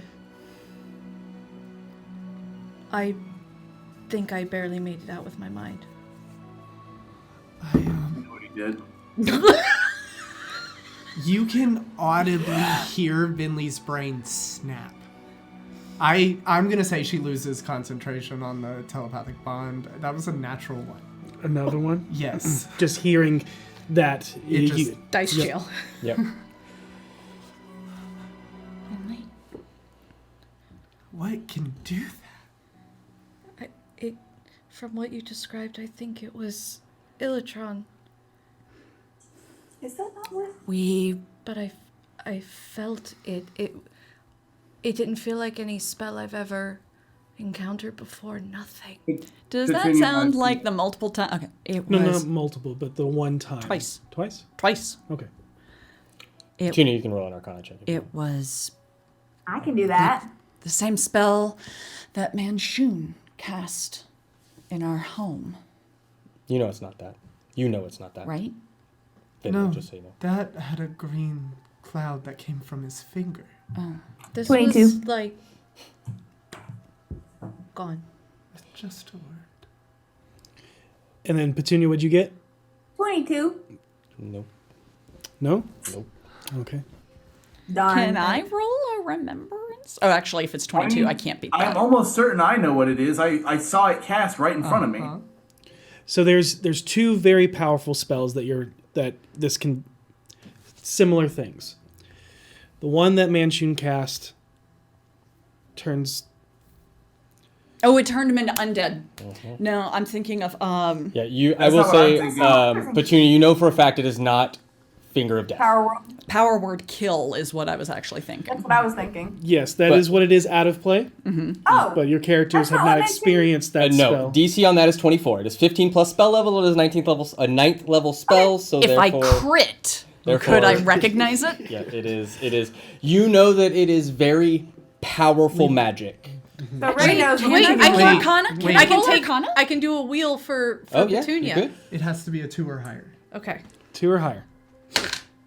Is it a 1? It's a what? It's just powerful magic. Can I roll Arcana? Sure, if you really want Damn to. it! Go for it. You guys, Like- I We tried, know. Petunia. I'm sorry. We know. But I mean, even if we don't Okay. know the name of the spell, you know that is very It powerful. is very powerful. Karina very just very says, powerful. it was a No, what I very mean is- powerful word that killed him. no, what I'm saying is that's the spell Manchun used to kill the rose. He didn't figure it. So if Harold's like, I've seen that spell, he spoke 100%. one word, dude died. 100% yes. Yeah, Okay. like a powerful word that kills. Yeah, Harold just was like, you see Harold's face kind of pale, and he's like, Petunia and I have seen that spell. Are you sure? Yep. Are you sure it's the same one? I'm Petunia, sure you would the know same it's that one. same spell, just so you know. But Okay. I'm certain. Where? Manchun said one word, and the rose died. He did. So It is Illitron has The most that power powerful now. spell I've ever seen. But, and Venlee, this was at your mother's funeral. He took them out by Druidic rites, within a couple days of each other. Finley, I'm worried about your sister. I'm worried about why. Why is she still alive? Exactly. Or why take out both the parents and leave the daughters? She was out of reach. But her sister wasn't. Not necessarily. Hey. Burn it. I'm going to burn the abyss from the inside out. Absolutely. We're here with you. And let me be clear with you all. It is not because he killed my parents. It is because he had the audacity to do it while I was not here. I think we need to contact this other plane and get some answers now because we're running out of time, I think. Yeah. I agree. I sketched the entire vision if you'd like it. I would. Who are we contacting?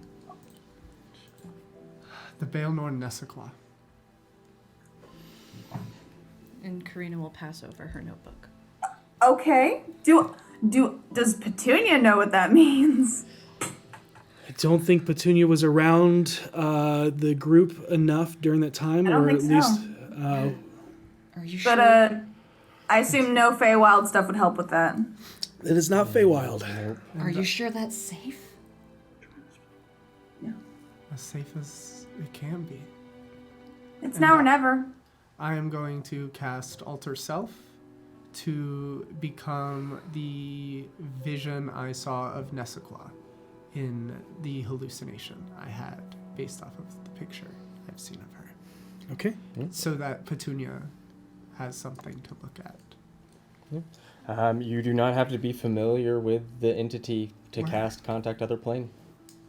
You just have to. I just have to roll to not go insane. That. Yep. You just have to know who your intended contact is. Yep. That's it. Okay. I'm going to come over there. I'm going to like hug you around the shoulders. I'm going to say, whatever happens, I'm right here with you, okay? There's know. nothing we can't do together. And I'm going to give you Bardic Inspiration. Hang on 1 second for me, Petunia. I'm Let me gonna think. throw some guidance on you as well. Y'all are so sweet. All right. Casting. Hold on, Oh. hold on, hold on. Holding on. Holding on. Picking between a couple things. Okay.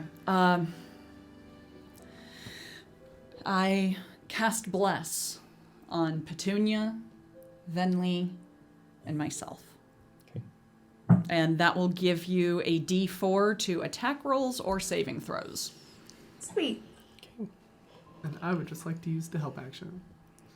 Because I don't think there's anything I can do. Yeah, you can't really Oh, help actually, Sid. no, I don't do that because it only lasts 1 minute. Instead, I'm going to cast Protection from Good and Evil on Petunia. Okay. Okay. Solid. So All no more right. bless, but you have protection from good and evil. Yeah. So you can't be possessed. Excellent. Are you casting this ritually, or are you casting this? He's I spinning. got it prepared. Okay. Then Okay, for 1 minute Yep. is the casting time, and you spend that minute setting up. How do you? What is your 1 minute ritual for this? So, very typical to how she does her spells. She cracks open her sketchbook and takes her quill and starts writing a to whom it may concern. And does a little, cover letter sort of an introduction for about a minute, and then signs it, warmest regards, Petunia Potts, chosen of Tamora.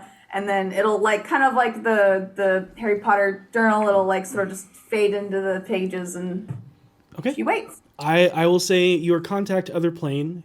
Write the question into the book, and a word. Yep. But before that happens, I gotta need make you to save. make an intelligence saving throw. Yep. Yeah, dude. You have Bardic Inspiration, and that is it. Guidance Does not help on a saving throw. Oh, that's right. Bless That's would have. Yep.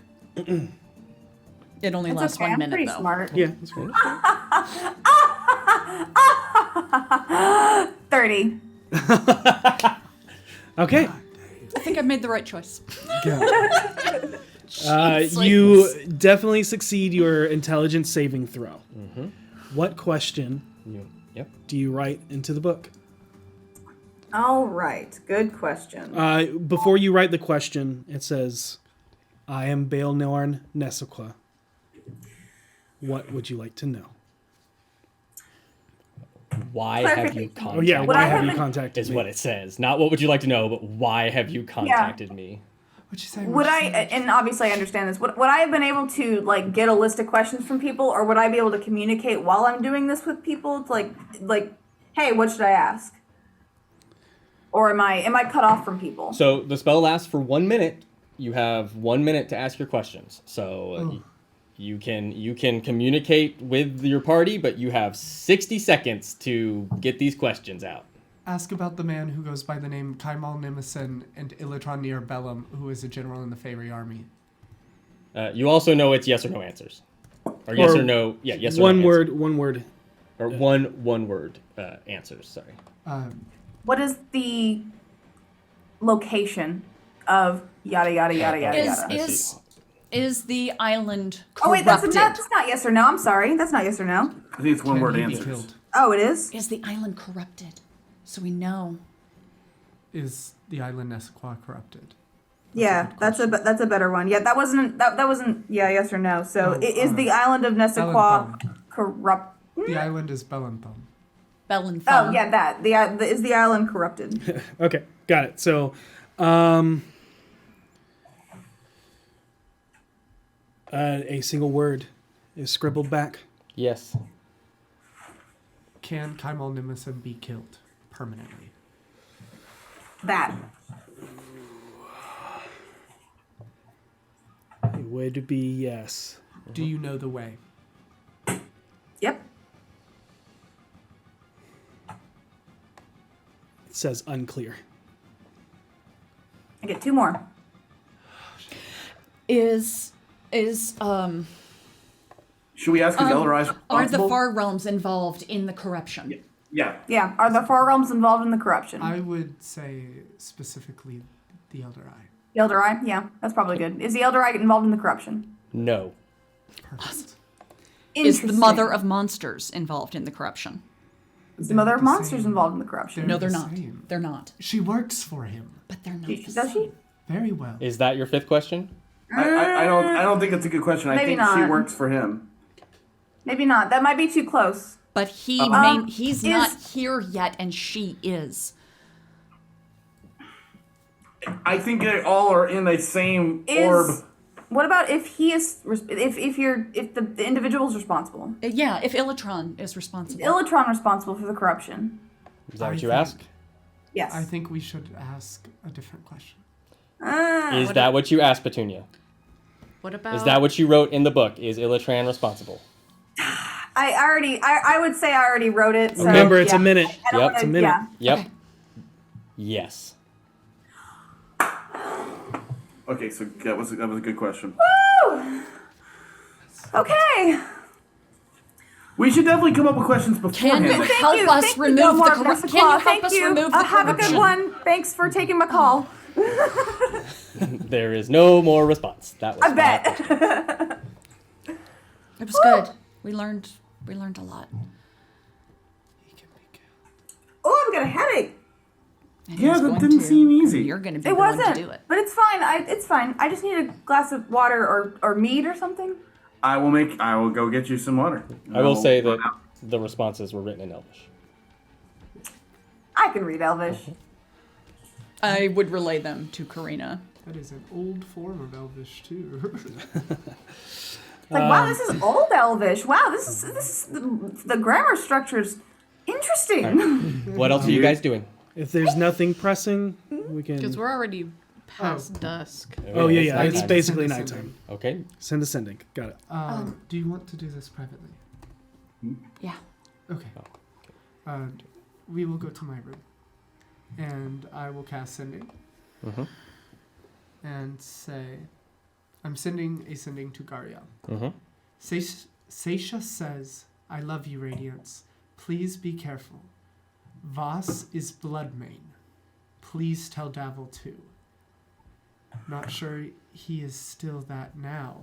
Man. That man. Okay. I lost the but yeah because I made Yeah. that mistake. Yeah, no, that's fine. That's fine. Takes just a little bit to get a reply, but you do.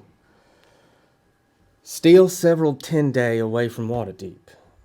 I'll keep my blade sharp and my back to a wall. We have the upper hand knowing his secret. And that's what you get. Thank you. Thank you. There you go. All right. I'm going to go to bed. Me too. Okay. Does everybody go to bed? I send my usual sendings to Davil and Davil and Fala. You want in on this? And it's really simple, but it does let them know that things are heating up and it's about to get real wild in the Moonstone Palace. Got it. All right. Everybody go to sleep. I'm gonna make a little blanket for Simone so she can cuddle into. And she does. Snuggles up. And I will say Snuggle that with my bird. that is some comfy beds. Yeah. There's the nicest beds in the world, right? It's like Featherfall all the time. Yes. It's like sleeping on the clouds. Petunia snores like there's no tomorrow. Seisha lays awake for Karina's several actually hours and just kind of stares at the ceiling. Okay. Karina, actually, with the bed being so soft and so perfect, she's gonna pick up Simone with her blankets and lay on the floor. Love it. That makes sense. And you all get a long rest. Yay! I'm back down to 109. Goodbye, temporary Hang on, HP. hang on. You're at 109? Hey, at least we didn't need it. True. The next morning, you are all awoken to a sound. It is beautiful to hear. as you hear a chorus of bells. In a minor chord. And it rings out across the city in a tone that you can tell echoes out across the entirety of Evermeet.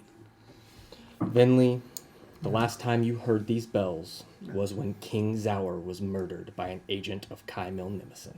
Oh no. And that is where we're going to end tonight's story. What? Come on, you guys!